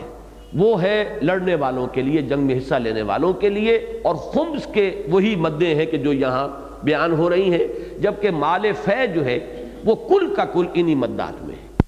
سب سے پہلی مد ہے اللہ کے لیے. اب اللہ سے مراد کیا ہے؟ اس کا جو سب سے بڑا مصرف سمجھا گیا وہ یہ کہ قتال فی سبیل اللہ اور جہاد فی سبیل اللہ کے لیے ساز و سامان فراہم کرنا، اسلحہ ہے، گھوڑے ہیں، اونٹ ہیں، ان کو پالنا ہے، رکھنا ہے موقع کے لیے، جس کو کہ فرمایا گیا ہے سورہ انفال میں اعدوا لہم ما استطعتم من قوت ومن رباط الخیل. اب تم جتنا بھی تمہارے امکان میں ہو اپنی قوت فراہم کرو اور تیاری کرو دشمنوں کے مقابلے کے لیے. ظاہر بات ہے اس کے لیے مال کی ضرورت ہے، سرمایہ چاہیے. تو فللہ ہے پہلی جو مد ہے وہ تو یہ ہے کہ جہاد اور قتال فی سبیل اللہ آئندہ جو سلسلہ چلنے والا ہے اس کی ضرورتیں فراہم کی جائیں. دوسری مد ہے وللرسول. اب یہ رسول کے لیے بھی ہے، یہ ہے ذاتی ضروریات حضور صلی اللہ علیہ وسلم کی. یہ معاملہ ذرا تفصیل سے سمجھ لیجئے کہ حضور صلی اللہ علیہ وسلم جب تک مکے میں رہے ہیں تو جو آپ کے پاس سرمایہ تھا، آپ کی زوجہ محترمہ جن کا انتقال سن 10 نبوی میں ہو گیا، حضرت خدیجہ کبریٰ رضی اللہ تعالی عنہا کا، یہی آپ کا ذریعہ معاش تھا. آپ نے اس سے پہلے جو بھی کاروبار کیا تھا وہی کی آغاز سے پہلے، اس کے بعد تو ظاہر بات ہے کہ اس کا کوئی امکان ہی نہیں تھا. لہذا یہ پورے 13 برس یا 12.25 برس جتنا بھی وقت بنتا ہے آغاز وحی کے بعد سے قیام مکہ کا، اس میں کوئی اور ذریعہ آمدنی نہیں تھا، اور حضور کے اپنی جو ضروریات زندگی ہیں اور آپ کی کفالت جو ہوئی وہ اسی پیسے سے ہوئی ہے کہ جو حضرت خدیجہ کبریٰ رضی اللہ تعالی عنہا کی دولت تھی. مدینے میں آ کر اب معاملہ مختلف ہو گیا، ویسے بھی اب وہ سرمایہ ختم ہو چکا تھا. یہاں آ کر ابھی تک جس وقت کا کہ اب اس وقت ہم ذکر پڑھ رہے ہیں، یا تو یہ کہ مال غنیمتی میں سے کچھ حصہ حضور کو بھی وہ بھی برابر حصہ ملا ہوگا، باقی کوئی اور ذریعہ معاش ہمارے علم میں نہیں. اس میں ہدایہ کہ کوئی مسلمان جو ہے ہدیے کے طور پر لے آئیں، کہیں سے کوئی چیز کوئی پیش کر دے، اس میں سے اپنی ضرورتیں پوری کرنا. اور یہ کہ اس میں بھی نبی اکرم صلی اللہ علیہ وسلم کا معمول یہ تھا کہ آپ ہدیوں کا بدل بھی دیتے تھے. تو یہ چیز جو ہے صرف اصولی طور پر ہم جان سکتے ہیں کہ اس کے سوا کوئی اور ذریعہ معاش نہیں تھا. البتہ اب یہاں حضور کے لیے باضابطہ جو ہے ایک مد مقرر کی جا رہی ہے وللرسول. یہ مال فے میں اب نبی اکرم صلی اللہ علیہ وسلم کی معاش کا، اب ظاہر بات ہے کہ آپ کی 9 ازواج مطہرات بیک وقت آپ کے حوالہ عقد میں رہی ہیں، ان کا جو بھی ضروریات ہے، نان نفقہ ہے، وہ حضور کے ذمے تھا. تو یہ مال فے میں ایک مستقل مد ہے نبی اکرم صلی اللہ علیہ وسلم کی ذاتی ضروریات زندگی. حضور کے بعد البتہ اب اس میں پھر ہمارے ہاں یہ فقہا میں اب اختلاف ہوئے ہیں. حضور کے بعد ایک رائے یہ ہے کہ یہ مد ہے خلیفہ، یعنی حضرت ابو بکر صدیق، پھر حضرت عمر فاروق، اور ایک یہ ہے کہ نہیں، یہ بھی پھر اب للہ والے کھاتے کے اندر جمع ہو جائے گی، اور وہ بھی یعنی مال جس طریقے سے کہ یعنی اسباب جہاد کے فراہمی میں جو پہلی مد تھی للہ، اسی کھاتے کے اندر اب یہ رقم بھی شامل ہو جائے گی. تیسری مد ہے ولذی القربیٰ، اور قرابت دار کس کے؟ نبی اکرم صلی اللہ علیہ وسلم کے. ظاہر بات ہے کہ کسی بھی انسان کے ساتھ ایک دائرہ ہوتا ہے اس کے عزیزوں کا، رشتہ داروں کا، اور جو شخص کسی بھی حیثیت سے کچھ نمایاں ہو جائے تو اس کے قرابت دار توقع رکھتے ہیں اس سے کہ کچھ صلہ رحمی کا معاملہ ہوگا، اور یہ اعلیٰ اخلاق میں سے، مروت میں سے یہ چیزیں جو ہیں ہمیشہ شامل سمجھی گئی ہیں. لہذا یہ بھی ایک مستقل مد تھی حضور صلی اللہ علیہ وسلم کے ذوی القربہ. ان میں بنی ہاشم اور بنی عبد المطلب، ان کو تقریباً سب نے مانا ہے کہ یہ اس میں ہے، اور خاص طور پر اس لیے ہے کہ چونکہ زکوٰۃ اور عشر سے وہ محروم کر دیے گئے۔ حضور صلی اللہ علیہ وسلم نے خود اپنے آپ کو اور اپنے خاندان کو اس سے محروم کر دیا کہ یہ چیز جو ہے ہمارے ہاں نہیں آئے گی، نہ زکوٰۃ نہ صدقہ۔ لہٰذا جب دو چیزوں سے ان کا بالکل جو ہے کوئی حصہ اس میں نہیں رہا، تو اب یہ جو مد ہے فے کی، اس میں ان کی ایک مستقل مد کے طور پر اس کو شامل کر دیا گیا۔ اب اس کے بعد جو ہے حضور صلی اللہ علیہ وسلم کے بعد یہ معاملہ کیا ہوگا؟ حضرت ابوبکر، حضرت عمر، حضرت عثمان، حضرت علی، ان سب کا یہ عمل رہا ہے کہ وہ جو ایک مد تھی اس کی جو رقوم ہوتی تھی وہ حضور صلی اللہ علیہ وسلم کے زمانے میں جن رشتہ داروں کو حضور دیا کرتے تھے انہی کو وہ بھی رقم جو ہے پہنچائی جاتی رہی ہے۔ اس کے بعد اب بقیہ جو ہے معاملہ والیتامى والمساکین وابن السبیل، اب یہ یتیموں اور مسکینوں اور مسافروں کا معاملہ ہے، یعنی جو بھی سوسائٹی کے اندر کچھ پیچھے رہ گئے لوگ، ضرورت مند ہیں، محتاج ہیں، معاشی دوڑ میں وہ خود کفیل نہیں ہے، اپنے پاؤں پر کھڑے نہیں ہو سکتے، اب ان کی ضرورت پورا کرنے کے لیے یہ مال فے کے اندر جو ہے ان کی مستقل مدات رکھ دی گئی۔ اس کے بعد وہ الفاظ آ رہے ہیں کہ جو اسلام کے نظام معیشت کے ضمن میں ایک بہت اہم پالیسی سٹیٹمنٹ کی حیثیت رکھتے ہیں۔ یہ ایک ہدف ہے، معین کیا جا رہا ہے کہ یہ ہدف ہے۔ اب اس کو حاصل کیسے کیا جائے گا اس کا صرف اجمالی سا میں اس وقت ذکر کروں گا، لیکن اصل شے ہے کہ ہدف سمجھ لیا جائے۔ ہدف یہ ہے کہ لا یکون دولۃ بین الاغنیاء منکم، تاکہ ایسا نہ ہو کہ سرمایہ تمہارے غنی اغنیاء لوگ جو ہیں دولت مند انہی کے مابین گردش میں رہے۔ یہ لفظ دولت جو ہے ذرا تھوڑا سا اس کے اوپر غور کر لیجئے، یہ ذرا مشکل لفظ ہے عربی کے اعتبار سے، اور میں نے دیکھا کہ امام راغب اور امام رازی ان دونوں کی آراء بالکل اس کے بارے میں متضاد ہیں۔ ایک رائے جو امام راغب نے دی ہے، راغب اصفہانی جن کی وہ بہت مشہور کتاب ہے مفردات، وہ تو یہ ہے کہ دولہ اور دولہ واحدہ، یہ بالکل ہم معنی ہے۔ دولت کا لفظ ہم اردو میں بولتے ہیں، دولت کا لفظ اردو میں نہیں بولا جاتا، لیکن امام راغب کی ایک رائے یہ ہے کہ دولت اور دولت یہ دونوں کے دونوں بالکل ہم معنی لفظ ہیں، ان میں کوئی فرق نہیں ہے۔ البتہ ایک قول انہوں نے یہ نقل کیا ہے کہ دولت کا لفظ استعمال ہوتا ہے مال، کیش، یا جو بھی دنیا میں جو چیزیں ہم سمجھتے ہیں کہ مال و اسباب دنیاوی، ظاہری مادی، اور دولت کا لفظ آتا ہے فی الحرب والجاہ، کہ جنگ میں جس کا پلڑا بھاری ہو اور اسی طریقے سے جس کو دنیاوی وجاہت حاصل ہو تو وہ ہے جس کے لیے لفظ دولت آئے گا۔ ایک قول امام راغب نے یہ دیا ہے کہ الدولت اسم الشیء الذی یتداول بعینہ، کہ دولت تو وہ شے ہے کہ جو دوڑ رہی ہے اور لوگوں کے درمیان گردش میں آ رہی ہے۔ والدولت مصدر، اور دولت ہے مصدر، گردش میں آنا۔ ایک ہے گردش میں آنے والی شے، وہ ہے دولت، ایک ہے محض گردش یا گردش میں آنا، یہ ہے دولت۔ لیکن امام رازی نے اس کے بالکل برعکس کہا ہے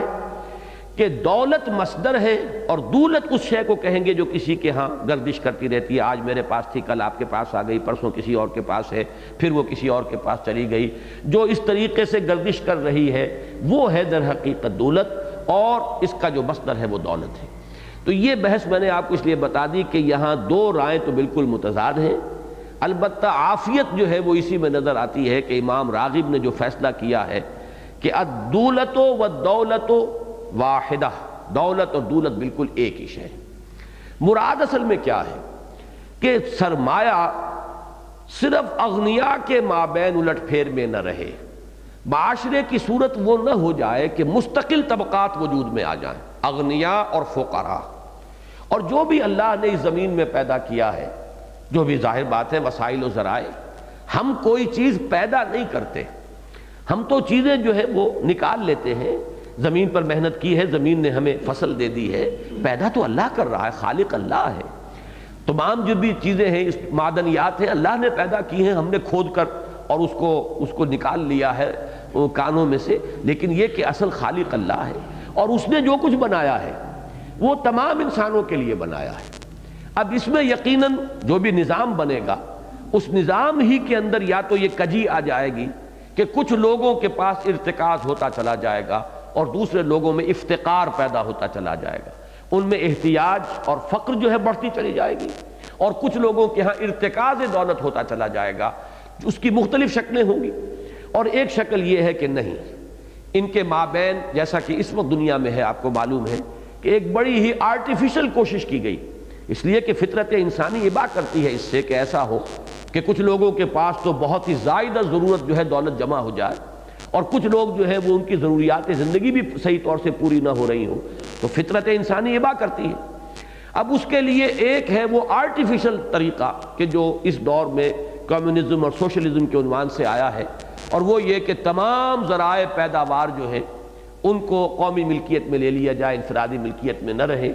اس سے جو جبر پیدا ہوتا ہے اور انسانی شخصیت جو گھٹ کر رہ جاتی ہے، اب اس میں کوئی انسینٹیو نہیں، کوئی انیشیٹو نہیں، کام کرنے کا جذبہ نہیں، وہ ایک مزدور اور ملازم کی حیثیت سے ہے، اسے معلوم ہے میں زیادہ کام کروں گا تب بھی مجھے وہی اجرت ملنی ہے، اور اگر وقت گزار کر چلا جاؤں گا تب بھی مجھے وہی روزی مل جانی ہے۔ تو اس سے جو ایک خرابی پیدا ہوتی ہے، اور پھر یہ کہ آزادی رائے کا معاملہ ختم ہو جاتا ہے، تو یہ ہے اس دور کا سب سے بڑا عقدہ لا ینحل۔ اسلام کا نظام کیا ہے؟ ایک طرف اس نے آزاد معیشت کو برقرار رکھا ہے، اگرچہ محدود ہے، لمٹس ہے، حلال حرام، یہ حرام ہے، سود حرام ہے، سٹہ حرام ہے، فلاں شے حرام ہے، اس سے تو تم کما نہیں سکتے، حلال سے کماؤ، اب اس میں جو تم کماؤ گے وہ تمہاری ملکیت ہے، جائز ملکیت ہے۔ اس کے اندر لازماً نتیجہ یہ نکلے گا، اگر فریڈم ہے اور فری انٹرپرائز ہے، فری اکانومی ہے کسی درجے میں بھی،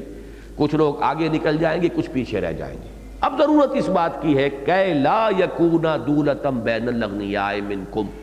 کچھ ایسے اقدامات ہونے چاہیے کہ دولت کا ارتکاز نہ ہو جائے کہ وہ صرف ایک حیض کا طبقہ پیدا ہو جائے۔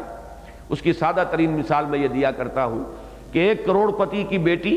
لاکھوں کا جہیز لے کر ایک دوسرے کروڑ پتی کے گھر میں چلی گئی، سرمایہ نے جنبش تو کھائی، یہاں سے وہ کچھ ہلا ہے، کہیں اور پہنچا ہے، لیکن وہ بین الاغنیاء منکم ہو رہا ہے۔ وہ سرمایہ جو ہے گویا کہ چکی پیس تو رہی ہے، لیکن اس طور سے پیس رہی ہے کہ اس سے جو بھی آٹا نکل رہا ہے وہ صرف ایک طبقے کے اندر جو ہے وہ محدود ہے، اور باقی طبقات جو ہیں اس سے محروم ہو رہے ہیں۔ اسلام یہ چاہتا ہے کہ یہ شکل نہ ہو، اور ایسی یعنی پالیسی سٹیٹمنٹ یہ ہے، ہدف یہ ہے، آبجیکٹو یہ ہے کہ آزادی بھی برقرار رہے۔ وہ جو ایک جبر محض کی صورت ہے وہ فطرت انسانی کے اندر جو مضمر اس کی صلاحیتیں ہیں ان کو اس سے وہ ٹھٹر کر رہ جائیں گی، سکڑ کر رہ جائیں گی۔ اللہ چاہتا ہے کہ جو کچھ آپ کے اندر ہے برابر ہر چیز اندر سینہ داری، جو صلاحیتیں آپ میں ہیں وہ پورے طور پر بروئے کار آئیں۔ اس کے لیے ضروری ہے کہ آزادی کا کوئی ماحول برقرار رہے، لیکن آزادی کا منطقی نتیجہ ہے آگے اور پیچھے ہو جانا، کچھ لوگ آگے جائیں گے، کچھ پیچھے رہ جائیں گے۔ اب ان میں ہے یہ وہ پالیسی سٹیٹمنٹ ہے کہ لا یکون دولتم بین الاغنیاء منکم، اس میں سے ایک اہم سٹیپ جو ہے کہ اس ہدف کو حاصل کرنے کے لیے، اس آبجیکٹو کو اچیو کرنے کے لیے اہم جو اقدامات شریعت نے تجویز کیے ہیں ان میں سے ایک یہ ہے۔ سب سے پہلا تو یہ ہے زکوٰۃ، حیض کی ایک حد مقرر کر دی، جو اس حد سے آگے گزر جائے اس کا جو بھی فاضل سرمایہ ہوگا اس میں سے زکوٰۃ لے کر لوٹا دی جائے گی ان لوگوں کی طرف کہ جو اس حد سے نیچے ہیں۔ زکوٰۃ کے بارے میں الفاظ بڑے پیارے ہیں حدیث کے، تُؤْخَذُ مِنْ أَغْنِيَائِهِمْ وَتُرَدُّ إِلَىٰ فُقَرَائِهِمْ۔ اگرچہ یہ بات نوٹ کر لیجئے کہ اس سے فقیر سے مراد یہاں وہ نہیں ہے جسے فاقے پڑھ رہے ہو، بلکہ فقیر وہ ہے جو صاحب نصاب نہیں ہے۔ جس کے پاس 7 تولے سونا نہیں ہے وہ فقیر ہے، جس کے پاس 52 تولے چاندی نہیں ہے وہ فقیر ہے۔ تو فقیر سے مراد یہاں پر وہ نہیں ہے کہ جو گلیوں میں گھوم رہا ہو اور مانگتا پھر رہا ہو اور جس کو روٹی کے لالے پڑے ہوئے ہو، بلکہ یہ طبقات سوسائٹی کے 2 حصوں میں تقسیم کیا گیا۔ ایک لائن کھینچ دی گئی جسے ہم کہتے ہیں کہ یہ نصاب ہے، جو اس سے اوپر ہے وہ ڈونرز ہیں، جو اس سے نیچے رہ گئے وہ ریسیپینٹس ہیں۔ یہ دیں گے اور وہ لیں گے تاکہ یہ جو گیپ ہے یہ بڑھنے نہ پائے، ٹو برج دی گیپ، اس فصل کو اس یعنی کھائی کو کم سے کم رکھنے کے لیے سب سے بڑا انسٹرومنٹ جو ہے وہ زکوٰۃ اور عشر ہے۔ اور اس کے بعد آپ کو معلوم ہے کہ دنیا میں ایسے نظام بھی ہیں کہ جن میں وراثت کا قانون یہ ہے کہ صرف بڑے بیٹا جو ہے وہ ہوگا وارث، خود اس شخص کی اپنی اولاد جو ہے بقیہ وہ فقیروں کے درجے میں آ جاتی، کمی کاری بن کر رہ جاتے ہیں۔ اس لیے کہ وہاں آبجیکٹو کیا ہے؟ ان کا پورا معاشی، معاشرتی اور سماجی نظریہ یہ ہے کہ یہاں پر جو ایک ہیبت قائم ہے ہماری، وہ ہیبت قائم ہوتی ہے بڑی ہولڈنگ کے ذریعے سے۔ اگر یہ تقسیم ہوتی چلی گئی، یہ چھوٹی چھوٹی ہولڈنگز ہو گئیں، تو جو ہماری ہیبت قائم ہے وہ ہیبت ختم ہو جائے گی۔ لہذا ایک جو ہے وارث ہوگا، بڑا بیٹا، سارا جو ہے اسی کو وہ منتقل ہو جائے گی، جو بھی جائیداد ہے اور جاگیر ہے اور زمین ہے، اور باقی سب جو ہے بھائی بھی ان کے جو ہیں وہ بالکل ملازمین اور کمی کاری اور ہر طرح سے ان کے بھکاری اور ان کے دست دیگر بن کر جاتے تھے۔ اسلام نے اس کے برعکس وراثت کا قانون، تقسیم کرو، توڑو اسے، کاٹو اسے، ٹکڑوں کے اندر تقسیم کر دو۔ یہ بھی ایک بہت بڑا پالیسی سٹیٹمنٹ کے اعتبار سے بہت اہم اقدام ہے کہ وہ یہ نہیں چاہتا کہ ارتکاز ہو، بلکہ یہ چاہتا ہے کہ یہ ڈسٹریبیوشن ہو اور ڈسیمینیشن ہو، یہ پھیلے اور معاشرے کے اندر منتشر ہو جائے کہ لا یکون دولۃ بین الاغنیاء منکم۔ اب اسی میں آپ شامل کرتے چلے جائیے کہ اب یہ فے کا معاملہ ہے۔ ظاہر بات ہے کہ اگر جو لوگ کے جنگوں میں حصہ لے رہے ہیں، بہت سے ہو سکتے ہیں مسلمان معاشرے میں افراد وہ جنگ میں حصہ لینے کے قابل نہیں ہیں، مریض ہیں، کسی اور وجہ سے معذور ہیں، یا یتیم بچے ہیں، یا اور کسی پہلو سے وہ لوگ کہ جو باقاعدہ جنگ میں حصہ لینے والے نہیں ہیں۔ اب مال غنیمت میں سے تو انہیں حصہ نہیں مل سکتا،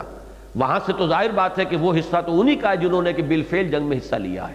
تو فے کے معاملے کو عام کر دیا کہ ان سے ہٹا کر اب یہ معاملہ جو ہے سارا کا سارا، ظاہر بات ہے اللہ کے لیے، اللہ کے رسول کے لیے، اور اللہ کے رسول نے تو اپنا معیار زندگی جو کچھ رکھا ہے وہ سب کو معلوم ہے کہ وہ بالکل قوت لا یموت بھی اس کو نہیں کہا جا سکتا۔ فاقے پر فاقے آتے تھے، ایسا وقت آتا تھا کہ کئی وقت گزر گئے ہیں اور چولہوں کے اندر آگ بھی نہیں جلی ہے، تو انہوں نے اپنا معیار اتنا رکھا۔ تو یہ سارا جو بھی بچا ہے وہ در حقیقت کس کے لیے تھا؟ وہ للیتامی والمساکین وابن السبیل۔ اس میں اور بہت سے اقدام ہیں اسلامی معاشرے کے اندر، بہت سے گناہ ہیں جن کا کفارہ مقرر کر دیا گیا ہے کہ یہ غریبوں کو کھانا کھلاؤ۔ اطعام مساکین جو ہے وہ جیسا کہ ہم پڑھا ہے سورہ مجادلہ میں بھی، یہ مختلف شکلیں ہیں کہ جس سے اسلام نے اپنے اس ہدف کو اچیو کیا ہے کہ ایسا نہیں ہونا چاہیے کہ اللہ تعالیٰ نے جو کچھ اس دنیا میں بنایا اور پیدا کیا ہے اس میں کچھ لوگ جو ہے اس پر اس طور سے قابض ہو جائیں کہ دولت کا ارتکاز ہو جائے اور دوسری طرف لوگوں کے اندر فقر ہو اور افتقار ہو۔ اور جیسا کہ میں نے بارہا عرض کیا ہے اس موضوع پر کہ اس معاملے میں شاہ ولی اللہ دہلوی رحمۃ اللہ علیہ، واقعہ یہ ہے کہ اس دور کی عظیم ترین شخصیت ہے جنہوں نے دین کی ان تعلیمات کو خوب کھود کر نکالا ہے۔ وہ کھودنا اس لیے پڑا کہ خلافت راشدہ کے بعد ہمارے ہاں تو وہ نظام جو ہے ملوکیت کا اور پھر وہ جاگیرداری کا یہ نظام آ گیا تھا، وہی پورا جاہلی نظام۔ اب یہاں کیا تھا؟ 30,000 منصبدار، 20,000 منصبدار، جاگیردار بیٹھے ہوئے ہیں، اور جو بھی لوگ ہیں ان کے کمی کاری کی حیثیت رکھتے ہیں، وہ گویا کہ ان کی رعیت شمار ہوتے تھے، چاہے وہ کھیت میں کام کر رہے ہوں، چاہے وہ کوئی صنعت و حرفت کا ان کا کوئی معاملہ ہے، وہ تو ان کی کوئی حیثیت نہیں، کوئی حقوق نہیں۔ تو اس پورے نظام کو، اور وہ صدیوں سے اب چلا آ رہا تھا، تو شاہ ولی اللہ دہلوی رحمۃ اللہ علیہ کی جو مجددانہ خدمات ہیں ان میں سے اس دور کے تقاضوں کے اعتبار سے سب سے بڑی تو ہمارے نزدیک یہ ہے کہ قرآن مجید کی جو رجوع الی القرآن کی تحریک ہے اس کا نقطہ آغاز شاہ ولی اللہ دہلوی ہے رحمۃ اللہ علیہ اس بر صغیر پاک و ہند میں۔ لیکن یہ کہ نظام زندگی اور عمرانیات جدیدہ کے اعتبار سے اہم ترین حصہ یہ ہے کہ انہوں نے اس چیز کو نکالا ہے کہ یہ تقسیم دولت کا نظام جب غلط ہو جاتا ہے تو پھر ان کا کہنا یہ ہے کہ یہ دو دھاری تلوار کے مانند ہے، ادھر بھی کاٹ رہی ہے ادھر بھی کاٹ رہی ہے۔ اس لیے کہ تقسیم دولت کا نظام جب غیر منصفانہ ہوگا تو ایک طرف دولت کا ارتکاز ہوگا، ایک طرف احتیاج بڑھتی چلی جائے گی۔ جن میں احتیاج بڑھتی چلی جا رہی ہے وہ انسان نہیں رہیں گے، ڈھور ڈنگر بن جائیں گے، حیوانوں کی سطح پر آ جائیں گے۔ جیسے لدو اونٹ ہے، اب اس میں کیا شعور ہے؟ یا کولو کا بیل ہے، کوئی شعور نہیں، اس میں لگا ہوا ہے، وہ اپنے جتا ہوا ہے اس کے اندر، کولو کے اندر، یا کوئی رہٹ چلا رہا ہے۔ اسی طریقے سے وہ غریب آدمی جو 8 گھنٹے 10 گھنٹے 12 گھنٹے کمر توڑ دینے والی مشقت کر کے بمشکل اپنے لیے اور اپنے بال بچوں کے لیے روٹی کا بندوبست کر رہا ہو، اب آپ کیسے تصور کریں گے کہ اس میں اعلیٰ جذبات بھی پیدا ہو سکیں اور اعلیٰ فکر بھی ہو، کچھ سوچ بھی اس کی انسانی سوچ ہو، کچھ اللہ کے ساتھ وہ لو لگائے، رات کو بھی جاگے، اس کے اندر جو اعلیٰ اللہ تعالیٰ نے صلاحیتیں رکھی ہیں وہ بھی پروان چڑھے؟ وہ تو حیوان بن کر رہ گیا ہے، وہ تو بالکل لدو اونٹ ہے یا وہ کولو کا بیل ہے۔ تو وہ انسانیت کے اس مقام سے گر جاتے ہیں۔ اور دوسری طرف جن کے پاس دولت کا ارتکاز ہو جاتا ہے وہ پھر عیاشیاں کریں گے، ان سے پھر ظاہر بات ہے دولت جو ہے جو برائیاں لے کر آتی ہے، جو عرب ممالک میں جو تیل کی دولت جو کچھ لے کر آئی ہے، جو بھی وہاں گئے انہیں معلوم ہے کہ وہ کیا کیا برائیاں اس کے ذریعے سے آئی ہیں، معلوم ہے سب سامنے ہے، تو وہ خرابیاں وہاں آئیں گی۔ پھر یہ کہ ایک ایک شادی کے اوپر لاکھوں روپے صرف ہوں گے، ایک ایک دعوت جو ہے وہ لاکھوں روپے پر اس کا خرچہ ہوگا، اور جو ایک ایک پتے کے ساتھ جو ہے قمقمہ بجلی کا لگا دیا جائے گا، پھر وہ تبذیر ہوگی، وہ دھونس جمائی جائے گی اپنی دولت کی، اور لوگوں کے دلوں کے اندر جو ہے وہ بھٹیاں روشن کی جائیں گی انتقامی جذبات کی، انہیں محسوس ہوگا کہ ہم محروم ہیں، یہ ہمارا خون پسینہ ہے۔ کوئی مظاہرے جو ہے اس کا احساس تو یہی ہے کہ ہمارا خون پسینہ ہے کہ جس سے یہ ان کی حویلیاں جو ہیں یہ روشن ہیں، اور ان کی کوٹھیاں جو ہیں ان میں یہ ساز و سامان جمع ہو رہا ہے۔ اس سے پھر طبقاتی تقسیم، پھر وہ کلاس کانشسنس، پھر کلاس سٹرگل، کلاس کانفلکٹ، یہ سارے فسادات جو ہے اس کے ذریعے سے لازماً رونما ہوں گے۔ تو یہ ہے اصل وہ جو پالیسی سٹیٹمنٹ ہے کہ کہ لا یکون دولتم بین الاغنیاء منکم، جیسے کہ اسلام کے سماجی نظام کے ضمن میں نے بارہا عرض کیا ہے، ایک چیز معین کی، لا تقربوا الزنا انہ کان فاحشۃ وساء سبیلا۔ اب یہ ایک ہدف معین ہو، زنا کے قریب تک نہ پھٹکو، وہ بہت ہی بری راہ ہے اور بہت ہی فحش کام ہے۔ اب اس کے لیے ہدف ہے یہ، عورتوں اور مردوں کے جداگانہ میدان کار ہو، مخلوط معاشرہ نہ ہو، ستر اور حجاب کے احکام ہو، نکاح کو آسان بنایا جائے، نکاح کے راستے میں رکاوٹیں دور کی جائے، یہ سارا سب کچھ کس لیے ہے؟ اس زنا کا سد باب کرنا۔ اس میں اصل ہدف کیا ہے؟ لا تقربوا الزنا انہ کان فاحشۃ وساء سبیلا۔ یہ ایک ہدف ہے، یہ آبجیکٹو ہے جسے اچیو کرنا ہے، اس کے لیے سارے اقدامات ہیں کہ جو کیے جائیں گے۔ اسی طریقے سے یہ اصل میں بہت اہم پالیسی سٹیٹمنٹ ہے اسلام کے معاشی نظام کا، کہ لا یکون دولتم بین الاغنیاء منکم، تاکہ دولت یا سرمایہ جو ہے وہ نہ رہ جائے اغنیاء ہی کے مابین گردش میں۔ یہاں یکونا کا فاعل جو ہے وہ افا اللہ کی طرف جائے گا۔ یہ چونکہ آ رہا ہے کس کے لیے؟ یہاں پر جو بات کا سبب بنا ہے، جو سبب نزول کہہ لیجئے، وہ مال فے ہے۔ تو مال فے کے حکم کے ضمن میں یہ بات آ رہی ہے تاکہ وہ امراء ہی کے ہاں گردش میں نہ رہ جائے، جو لوگ جنگ میں حصہ لے رہے ہیں، صاحب حیثیت ہیں، اب انہی کے اندر یہ سب کچھ تقسیم کر دیا گیا، تو وہ فقراء مساکین وہ تو پھر پیچھے کے پیچھے رہ جائیں گے، اور یہ گیپ جو ہے بڑھتا چلا جائے گا جیسے جیسے فتوحات ہوں گی اور اللہ تعالیٰ کی طرف سے جو ہے مال غنیمت کے دروازے کھلیں گے۔ اگر یہ مدیں اس طریقے سے رکھ نہ دی جائیں تو یہ تقسیم بڑھتی چلی جائے گی، اور یہ گیپ جو ہے یہ بڑھتا چلا جائے گا۔ اس کو روکنا مقصود ہے۔ یہی وجہ ہے کہ اس مال فے کو اندر اصل مدیں شامل کر دی گئیں۔ ما فا اللہ علی رسولہ من اہل القری فللہ وللرسول ولذی القربى والیتامى والمساکین وابن السبیل کی لا یکون دولتم بین الاغنیاء منکم وما آتاکم الرسول فخذوہ وما نہاکم عنہ فانتہوا۔ اور جو کچھ رسول تمہیں دے دیں لے لو، اور خضوع ہو جو ہے نا مضبوطی سے پکڑو۔ یہاں پر بھی نوٹ کیجئے، جیسا کہ میں نے عرض کیا، یہ اصول کے طور پر بات سمجھ لیجئے، قرآن مجید میں جو فلسفہ اور حکمت کے مضامین آتے ہیں وہ عام طور پر ضمنی طور پر آتے ہیں۔ کوئی اور بات چل رہی ہے، درمیان میں کوئی بات آ جائے گی جو بڑی اہم ہوگی، اس خاص بحث کے اندر شاید اس کی وہ اہمیت نہ ہو، لیکن جو اس کے عموم لفظ پر اگر غور کریں گے اور اس میں غوطہ زنی کریں گے تو معلوم ہوگا کہ ایک بہت بڑا حکمت کا موتی ہمارے ہاتھ آ گیا ہے۔ یہ میں عرض کر چکا ہوں اس سے پہلے بھی سورہ حدید کے ضمن میں بھی، اسی طریقے سے ما آتاکم الرسول فخذوہ وما نہاکم عنہ فانتہوا۔ اب اس کا ایک مفہوم تو وہ ہوگا کہ جو فوری طور پر جس کانٹیکسٹ میں یہ آیت نازل ہو رہی ہے اس میں آپ اس کو معین کریں گے، اس میں آپ ذرا اس پس منظر کو سمجھ لیجئے کہ کس قدر حساس ایشو ہے یہ۔ اس لیے کہ مال غنیمت کی میں نے پوری تاریخ آپ کو بتائی، چند سال پہلے تک وہ لوگ اس کے عادی تھے کہ جو جھپٹا مار لے اور جس کے قبضے میں جو آ گیا وہ اس کا ہے، یہ ان کی گویا کہ روایت چلی آ رہی تھی ہمیشہ سے۔ اس روایت کا موڑنا، اس کے رخ کو بدلنا کوئی آسان بات نہیں تھی۔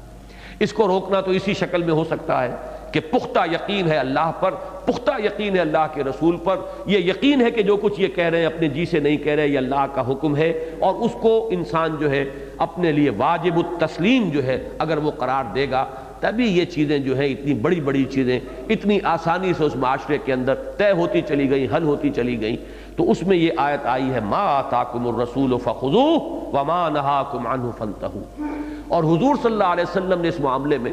اپنے خصوصی اختیارات کا بھی جو ہے استعمال فرمایا ہے۔ چنانچہ مکہ فتح ہوا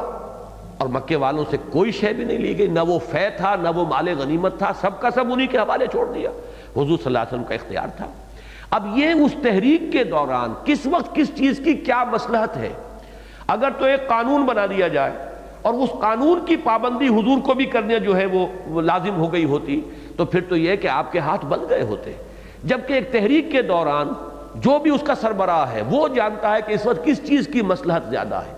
اس وقت کس چیز کی ضرورت جو ہے وہ اس تحریک کے اعتبار سے وہ اہمیت کے پہلو سے بہت بڑھ گئی ہے۔ لہذا اس معاملے میں قانون کیا رہنا چاہیے، جو رسول دے دے قبول کر لو، بلکہ مضبوطی سے تھام لو، اور جس چیز سے روک دے رک جاؤ۔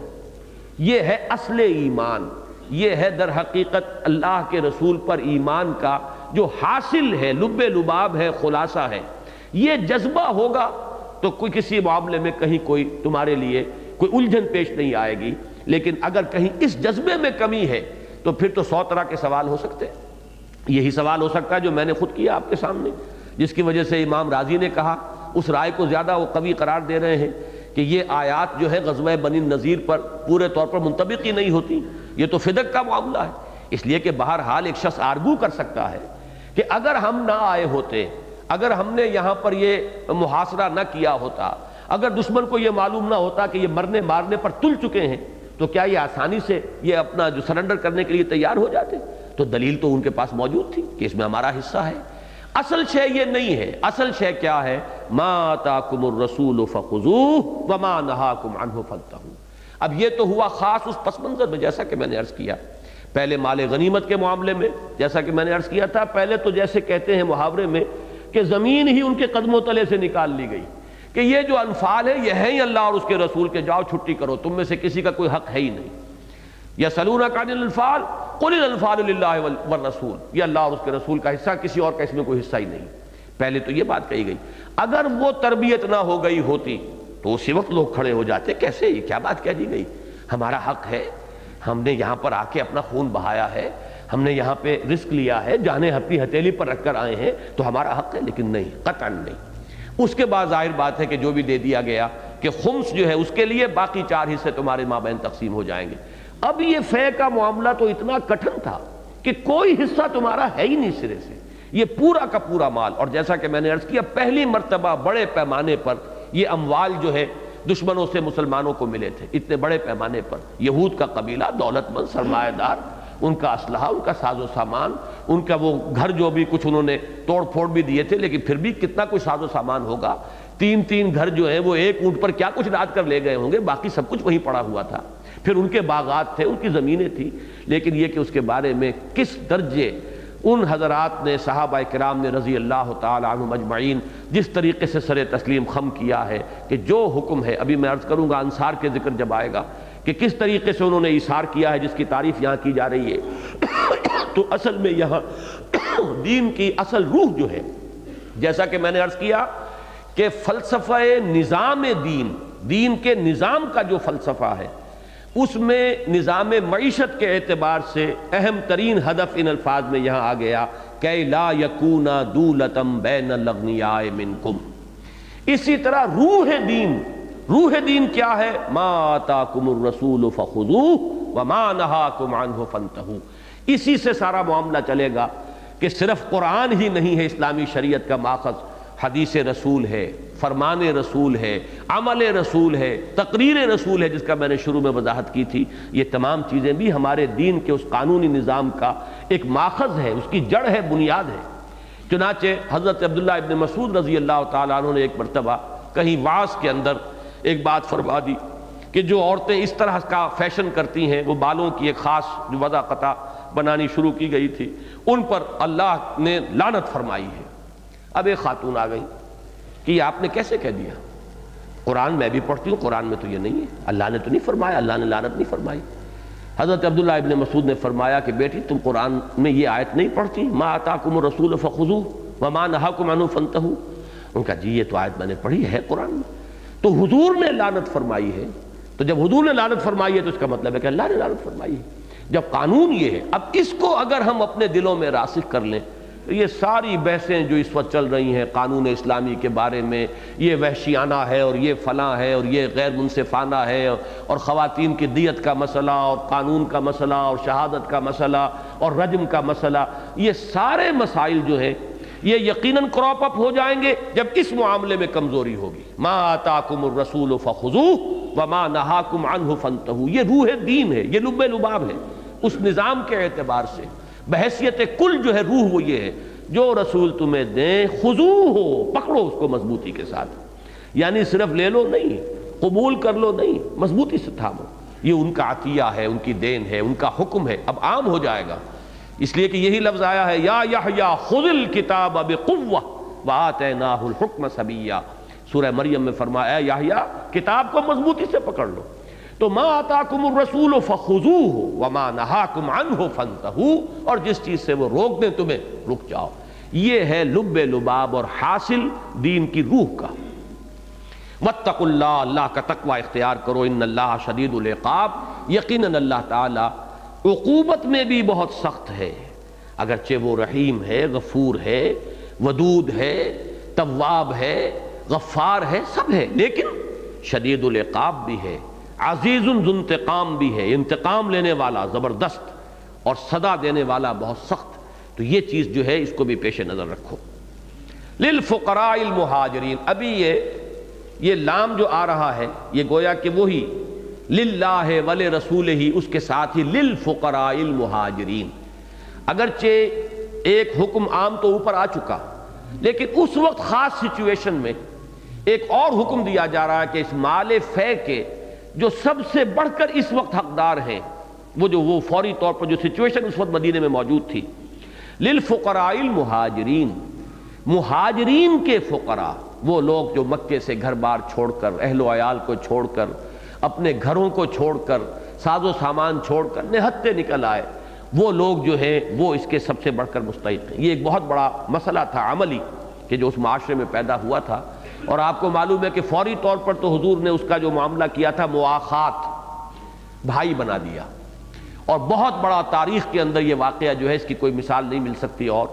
کہ جس طریقے سے انصار نے اپنے گھر تقسیم کیے، اپنی زمینیں تقسیم کر دیں، باغات تقسیم کر دیے، اپنے کاروبار تقسیم کر دیے، دکانیں تقسیم کر دیں، یہاں تک کہ وہ واقعہ اس کے بیان کرنے میں ذرا حجاب آتا ہے، اس لیے کہ جو بھی اس وقت معاشرے کی ہماری کچھ اقدار بن گئی ہوتی ہیں اس میں وہ چیز بڑی عجیب سی محسوس ہوتی ہے کہ ایک انصاری صحابی نے اپنے بھائی مہاجر کو گھر میں لا کر، 2 بیویاں تھیں ان کی، گھر میں لا کے کھڑا کر دیا، پردے کے احکام اس وقت تک تھے ہی نہیں، وہاں کوئی حجاب نہیں تھا، ان کا کہ یہ میری 2 بیویاں ہیں، تمہیں جو پسند ہو میں اسے طلاق دے دوں، تم ان سے شادی کر لو، مجھے یہ گوارا نہیں ہے کہ میرے گھر میں 2 بیویاں موجود ہوں اور میرے بھائی کا گھر آباد نہ ہو۔ تو انہوں نے خیر اس سے معذرت کی کہ نہیں، مجھے اس کی ضرورت نہیں ہے، بہرحال یہاں تک کا ایثار ہے ان کا۔ لیکن اب یہ مرحلہ ایک آ گیا تھا کہ اس موقع پر پھر خصوصی طور پر اس مال فے میں سے جو بڑے پیمانے پر مسلمانوں کے ہاتھ لگا، اب ان کی مد جو ہے علیحدہ سے معین کر دی گئی، للفقراء المہاجرین الذین اخرجوا من دیارہم۔ اب یہ ان کی مدح ہو رہی ہے، ان کی تعریف کی جا رہی ہے، وہ کہ جو اپنے گھروں سے نکالے گئے، وہ اموالہم، اور اپنے مالوں سے، مال سب کو چھوڑ کر وہاں آئے تھے اپنے گھر بار، یبتغون فضلا من اللہ ورضوانا، وہ تو متلاشی ہیں، جویا ہیں، چاہتے ہیں 2 چیزیں، اللہ کا فضل اور اس کی رضا۔ یہ فضلا من اللہ سے مراد یہاں جنت ہے، سورہ حدید میں ہم پڑھ آئے ہیں ذالک فضل اللہ یؤتیہ من یشاء واللہ ذو الفضل العظیم، وہ جنت، وہ کہ جس کے بارے میں فرمایا کہ سابقوا الی مغفرۃ من ربکم وجنۃ عرضها کعرض السماء والارض اعدت للذین آمنوا باللہ ورسلہ ذالک فضل اللہ یؤتیہ من یشاء واللہ ذو الفضل العظیم۔ تو وہ جنت کے بھی طالب ہیں اور اللہ کی رضا، اللہ کی رضوان، اللہ ہم سے راضی ہو جائے۔ یہ جو آتے ہیں پچھلی صورت کے اندر آخر میں جو الفاظ آئے تھے رضی اللہ عنہم ورضوا عنہ، اللہ ان سے راضی ہو گیا، وہ اس سے راضی ہو گئے۔ یہ ایک کیفیت جو ہے باہمی رضامندی، ایک دوسرے کی رضا پر راضی ہو جانا، یہ ہے در حقیقت راضی برضائے رب رہنا، جو جمعے میں بھی اس مرتبہ بڑی تفصیل سے زیر بحث آئی تھی بات. تو ان کے دو مقصود اور مطلوب ہیں فضلا من اللہ و رضوان. وہ اللہ کا فضل چاہتے ہیں، مراد ہے جنت، اور وہ اللہ کی رضا چاہتے ہیں. وَيَنْصُرُونَ اللَّهَ وَرَسُولَهُ، اور وہ کمر کسے ہوئے اللہ اور اس کے رسول کی مدد کے لیے، جان ہتھیلی پر رکھے ہوئے ہیں، گھروں سے نکل آئے. ظاہر بات ہے کہ انصار کے لیے تو معاملہ ہوتا تھا اپنے گھروں سے نکلنے کا. وہ تو گھروں سے نکلے ہوئے ہیں، وہ بیڑیاں ان کے پاؤں میں اب ہے نہیں، ایک ہی جھٹکے سے ساری بیڑیاں وہ توڑ کر آئے ہیں. لہذا وہ تو گویا کہ ہر وقت جسے کہتے ہیں آپ آن کال ہیں، جب چاہے انہیں پکار لیا جائے اور وہ حاضر ہوں گے اللہ اور اس کے رسول کی مدد کے لیے اور اللہ کی راہ میں اپنی جان ہتھیلی پر رکھ کر میدان میں آ جانے کے لیے. اولئک ھم الصادقون، یہی ہیں جو سچے ہیں. یہ صادق اس معنی میں ہے جس معنی میں کہ سورہ حجرات میں بھی آیا ہے انما المؤمنون الذین آمنوا باللہ ورسولہ ثم لم یرتابوا وجاہدوا باموالہم وانفسہم فی سبیل اللہ اولئک ھم الصادقون. یا جیسے کہ ہمارا منتخب نصاب کا درس نمبر 2 جو آیا ہے بر، وہ بھی اسی پر ختم ہوتا ہے اولئک الذین صدقوا واولئک ھم المتقون. یہاں صرف قول کی راست بازی نہیں ہے، کردار کی راستی، اللہ سے کیے ہوئے اپنے عہد کی سچائی، وہ جو میثاق الست ہے اس میں سچا ثابت ہونا. پھر جو میثاق ایمان ہے جیسا کہ سورہ حدید میں ہم پڑھ چکے ہیں وَقَدْ أَخَذَ مِيثَاقَكُمْ إِن كُنتُم مُؤْمِنِينَ، اگر تم مومن ہو تو تم سے تو میثاق ہو چکا، قول و قرار ہو چکا. ان اللہ اشترى من المؤمنین انفسهم واموالهم بان لهم الجنہ، اہل ایمان سے تو ان کی جانیں اور مال اللہ خرید چکا، بیع و شرع ہو چکی. اب اس کے اندر وہ رویہ اختیار کرنا کہ جس میں یہ پورا معاملہ جو ہے صداقت شعاری کا ہو، راست بازی کا ہو. اولئک ھم الصادقون. یہ ہے مہاجرین کے لیے خاص طور پر. اس موقع پر حضور نے انصار کے سامنے 2 آپشنز رکھے. ایک تو یہ کہ جو کچھ تم نے اب تک تقسیم کر کے دیا ہوا ہے وہ مہاجر اپنے ان بھائیوں کے پاس رہنے دو، اور یہ جو مال فے ہے یہ بھی میں تمہارے مابین تقسیم کر دیتا ہوں. اور دوسری شکل یہ ہے کہ تم نے جو کچھ انہیں دیا ہوا تھا وہ میں تمہیں واپس لوٹوا دیتا ہوں. کسی نے اپنے باغ میں سے آدھا حصہ دے دیا تھا، کسی نے مکان میں سے جو بھی تھا وہ تمہیں واپس کروا دیتا ہوں، اور ان کو میں صرف اس مال کے اندر سے میں ان کو دے کر تاکہ یہ بھی اپنی معاشی زندگی میں خود کفیل ہو جائیں، اپنے پیروں پر کھڑے ہو جائیں. جواب انصار کا یہ تھا کہ حضور نہ ہمیں وہ واپس لینا ہے جو ہم نے انہیں پہلے دیے تھا، نہ ہمیں اس میں سے حصہ درکار ہے. یعنی جو آپشنز نبی اکرم صلی اللہ علیہ وسلم نے دیے ان میں سے بھی انہوں نے بالکل دونوں کو چھوڑ دیا کہ یہ ہمارے ان مہاجر بھائیوں کے لیے جو کچھ ہم نے دیا تھا وہ بھی دیا ہم نے، وہ ہم واپس لینے کے لیے آمادہ نہیں. اور یہ کہ یہ جو مال فے ہے اس میں سے آپ سب کچھ انہیں دیجئے، اور ہمیں قطعاً اس پر کوئی ملال نہیں ہوگا، ہمیں کوئی اس کے اوپر جو ہے کوئی برا محسوس نہیں ہوگا کہ اس میں ہماری حق تلفی ہوئی ہے. تو یہ ہے جس کی کہ اب اگلی آیت میں ان کی مدح کی جا رہی ہے والذین تبوؤا الدار والایمان من قبلہم. اور وہ لوگ کہ جنہوں نے جگہ پکڑی ہوئی تھی گھر میں اور ایمان میں، یہ میں ذرا وضاحت کروں گا، یہاں اشکال ہے ایک. ان سے پہلے مراد ہے، سب کے نزدیک متفق علیہ بات ہے کہ مراد ہے یہ جو انصار مدینہ ہیں. الدار سے مراد مدینہ ہے جو یہاں پر پہلے سے موجود تھے. یہ بوا یبوّ جب آتا ہے باب تفعیل سے تو کسی جگہ کسی کو ٹھکانہ دینا، جمع دینا. اس بوّأنا لإبراہیم مکان البیت. لیکن تبوّأ یہ باب تفاعل ہے، خود اپنی جگہ وہاں پکڑ لینا، اپنا ٹھکانہ بنا لینا، جم جانا، سیٹل ہو جانا. تو جو لوگ پہلے سے مدینے میں سیٹلڈ تھے، جو پہلے سے یہاں پر قائم تھے، مقیم تھے. ایمان کے لفظ میں تھوڑا سا اشکال ہے کہ ایمان میں مقیم ہونے کے معنی کیا ہے، ایمان میں قائم ہونے یا ایمان میں جمنے کا مفہوم کیا ہے وہ میں بعد میں عرض کروں گا. من قبلہم، ان سے پہلے. یحبون من ہاجر الیہم، یہ ان کی اب شان ہے جو بیان ہو رہی ہے. جیسے کہ پچھلی آیت میں جو مہاجرین کی مدح میں اور ان کی شان میں الفاظ آئے، اب یہاں انصار کی شان اللہ تعالیٰ بیان فرما رہے ہیں. یحبون من ہاجر الیہم، وہ محبت کرتے ہیں ان کو کہ ان سے کہ جو ان کی طرف ہجرت کر کے آئے ہیں. یعنی ایک تو یہ ہوتا ہے کہ احساس منفی ہو کہ خامخواہ کا بار ہماری معیشت کے اوپر بار پڑ رہا ہے، اور ہمارے لیے پہلے ہی جو وسائل تھے کوئی بہت زیادہ نہیں تھے، اب آ کے یہ خامخواہ کے حصے دار بن گئے ہیں. بجائے اس کے کہ انہیں یہ محسوس ہوتا جیسے کہ منافقین کوشش کرتے رہتے تھے کہ یہ احساس جو ہے اجاگر کریں. سورہ منافقون میں ہم آگے چل کر پڑھیں گے کہ عبداللہ ابن ابی نے کہا تھا کہ لا تنفقوا علی من عند رسول اللہ حتی ینفضوا، کہ اے انصار مدینہ، یہ تمہاری خیرات اور صدقات ہے جس کی وجہ سے یہ مہاجرین یہاں بیٹھے ہوئے محمد کے گرد جمع ہے صلی اللہ علیہ وسلم، تم اپنا ہاتھ کھینچ لو اور ان پر خرچ کرنا بند کر دو، یہ بھیڑ چھٹ جائے گی، دیکھنا ان بستیوں کو تم کے ویراں ہو گئی، پھر پتہ چلے گا کہ ان میں کتنا اللہ کا اور رسول کا اور جہاد فی سبیل اللہ کا جذبہ ہے اور مادہ ہے، یہ سب تمہارے ٹکڑوں کے طفیل ہے جو یہ یہاں پر پل رہے ہیں، معاذ اللہ ثم معاذ اللہ، نقل کفر نہ باشد۔ وہیں پر جواب یہ دلوایا گیا کہ قل للہ وللہ خزائن السماوات والارض ولکن المنافقین لا یفقہون، آسمانوں اور زمین کے سارے خزانے تو اللہ کے دست قدرت میں ہیں، اختیار میں ہیں، لیکن ان منافقین کو علم حاصل نہیں۔ تو وہ تو احساس یہ پیدا کرتے تھے، لیکن یہاں ظاہر بات ہے کہ مومنین صادقین جو تھے انصار میں سے ان کا ذکر ہے، یحبون من ہاجر الیہم، کہ بجائے اس کے کہ وہ اس پر کوئی دل کی تنگی محسوس کرتے،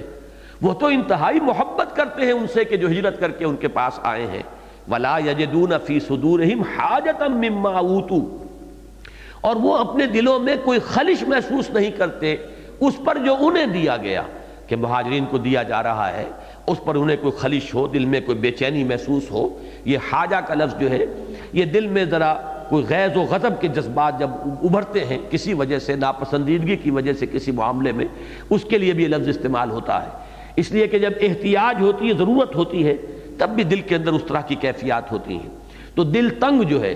یہ مجھے اب لفظ یاد آیا ایک شعر کا، ماہر القادری مرحوم کا یہ شعر ہے کہ مجاہدوں سے کہو اس قدر نہ ہو دل تنگ، کہیں کہیں سے ذرا مڑ گئی ہیں شمشیریں، تو زیادہ پریشان ہونے کی بات نہیں ہے، نقصان آتا ہی ہے۔ مجاہدوں سے کہو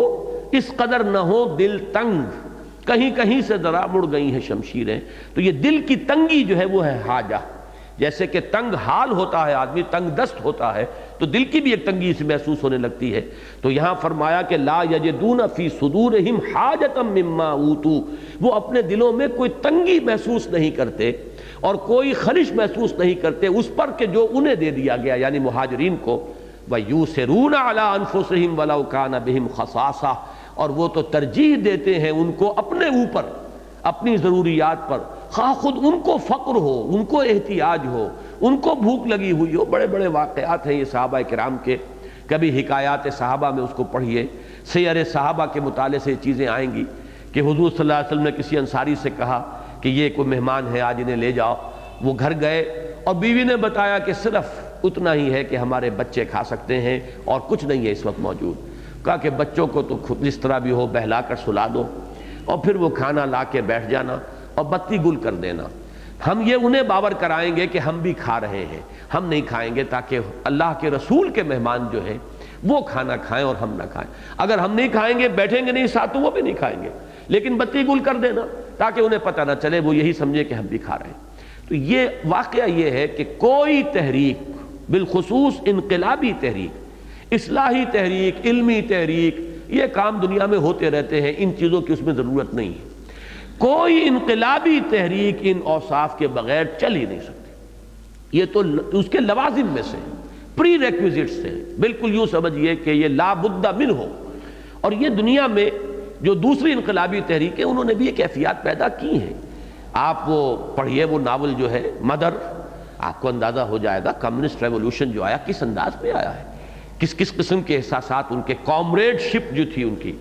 کہ ان کا یہ میرا ہم مقصد اور میرے نظریے میں میرا ساتھی، میرے مقصد میں میرا ساتھی، یہ جو میرا دست و بازو ہے، کس طرح انہوں نے اپنی خونی رشتوں کے اوپر اپنی اس رفاقت جو ہے اس کو ترجیح دی ہے۔ جب تک یہ شے نہیں ہوتی تو وہ کوئی تحریک انقلابی تحریک بن ہی نہیں سکتی۔ اور یہ واقعتاً صحابہ کرام اعلیٰ ترین نمونہ جو ہے وہ صحابہ کرام نے پیش کیا، یوسرون علی انفسہم ولو کان بہم خصاصہ، اور وہ اپنے اوپر، ایثار کہتے ہیں ترجیح کو،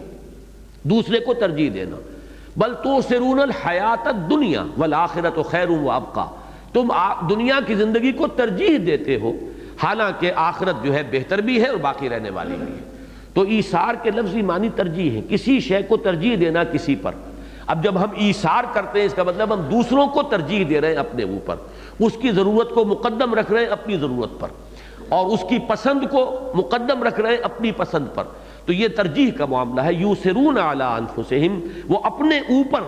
دوسروں کو یعنی اپنے بھائیوں کو، مہاجرین کو، اپنے ان دینی ساتھیوں کو وہ ترجیح دیتے ہیں وَلَوْ كَانَ بِهِمْ خَصَاصَةٌ، خواہ خود ان کے اوپر تنگی ہو، مشکل ہو، کڑا وقت ہو، فاقہ ہو۔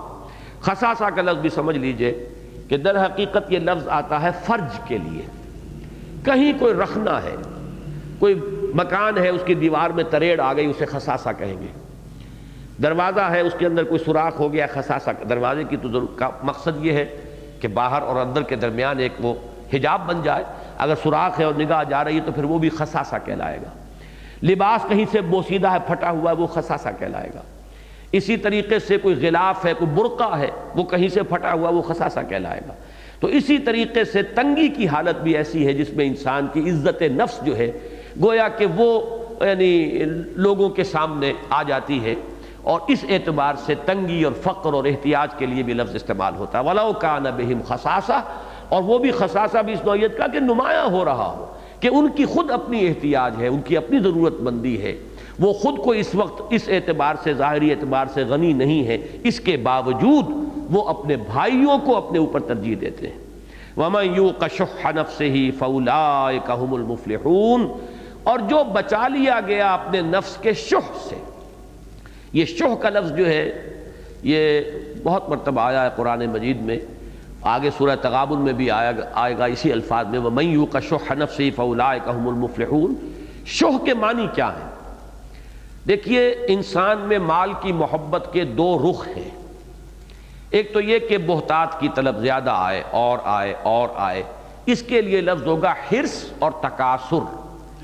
تکاثر، الہاکم التکاثر حتی زرتم المقابر، تمہیں اس کثرت کی طلب نے اور بہتات کی طلب نے غافل کیے رکھا یہاں تک کہ قبروں تک جا پہنچے۔ اور حرص بھی اسی کو کہتے ہیں، مزید، حل من مزید، اور آئے۔ اور ایک ہے لفظ بخل، جو آ گیا ہے وہ خرچ نہ ہو، وہ جمع رہے، وہ دوسرا رخ ہو جائے گا اس کا، اسے سید سید کر رکھنا۔ الذی جمع مالہ مالا وعددہ یحسب ان مالہ اخلدہ، یہ ہے در حقیقت بخل۔ خرچ کرنے میں تنگی یہ بخل ہے، اور حاصل کرنے میں وہ اگر جوع البقر ہو گئی ہے اور انسان جو ہے لگا ہوا ہے مزید لینے میں، وہ ہے حرص اور تکاثر۔ شح جو ہے وہ اصل میں نفس انسانی کی وہ کیفیت ہے جو ان تمام بیماریوں کا منبع اور سرچشمہ ہے۔ شح جو ہے وہی بنیاد ہے بخل کی،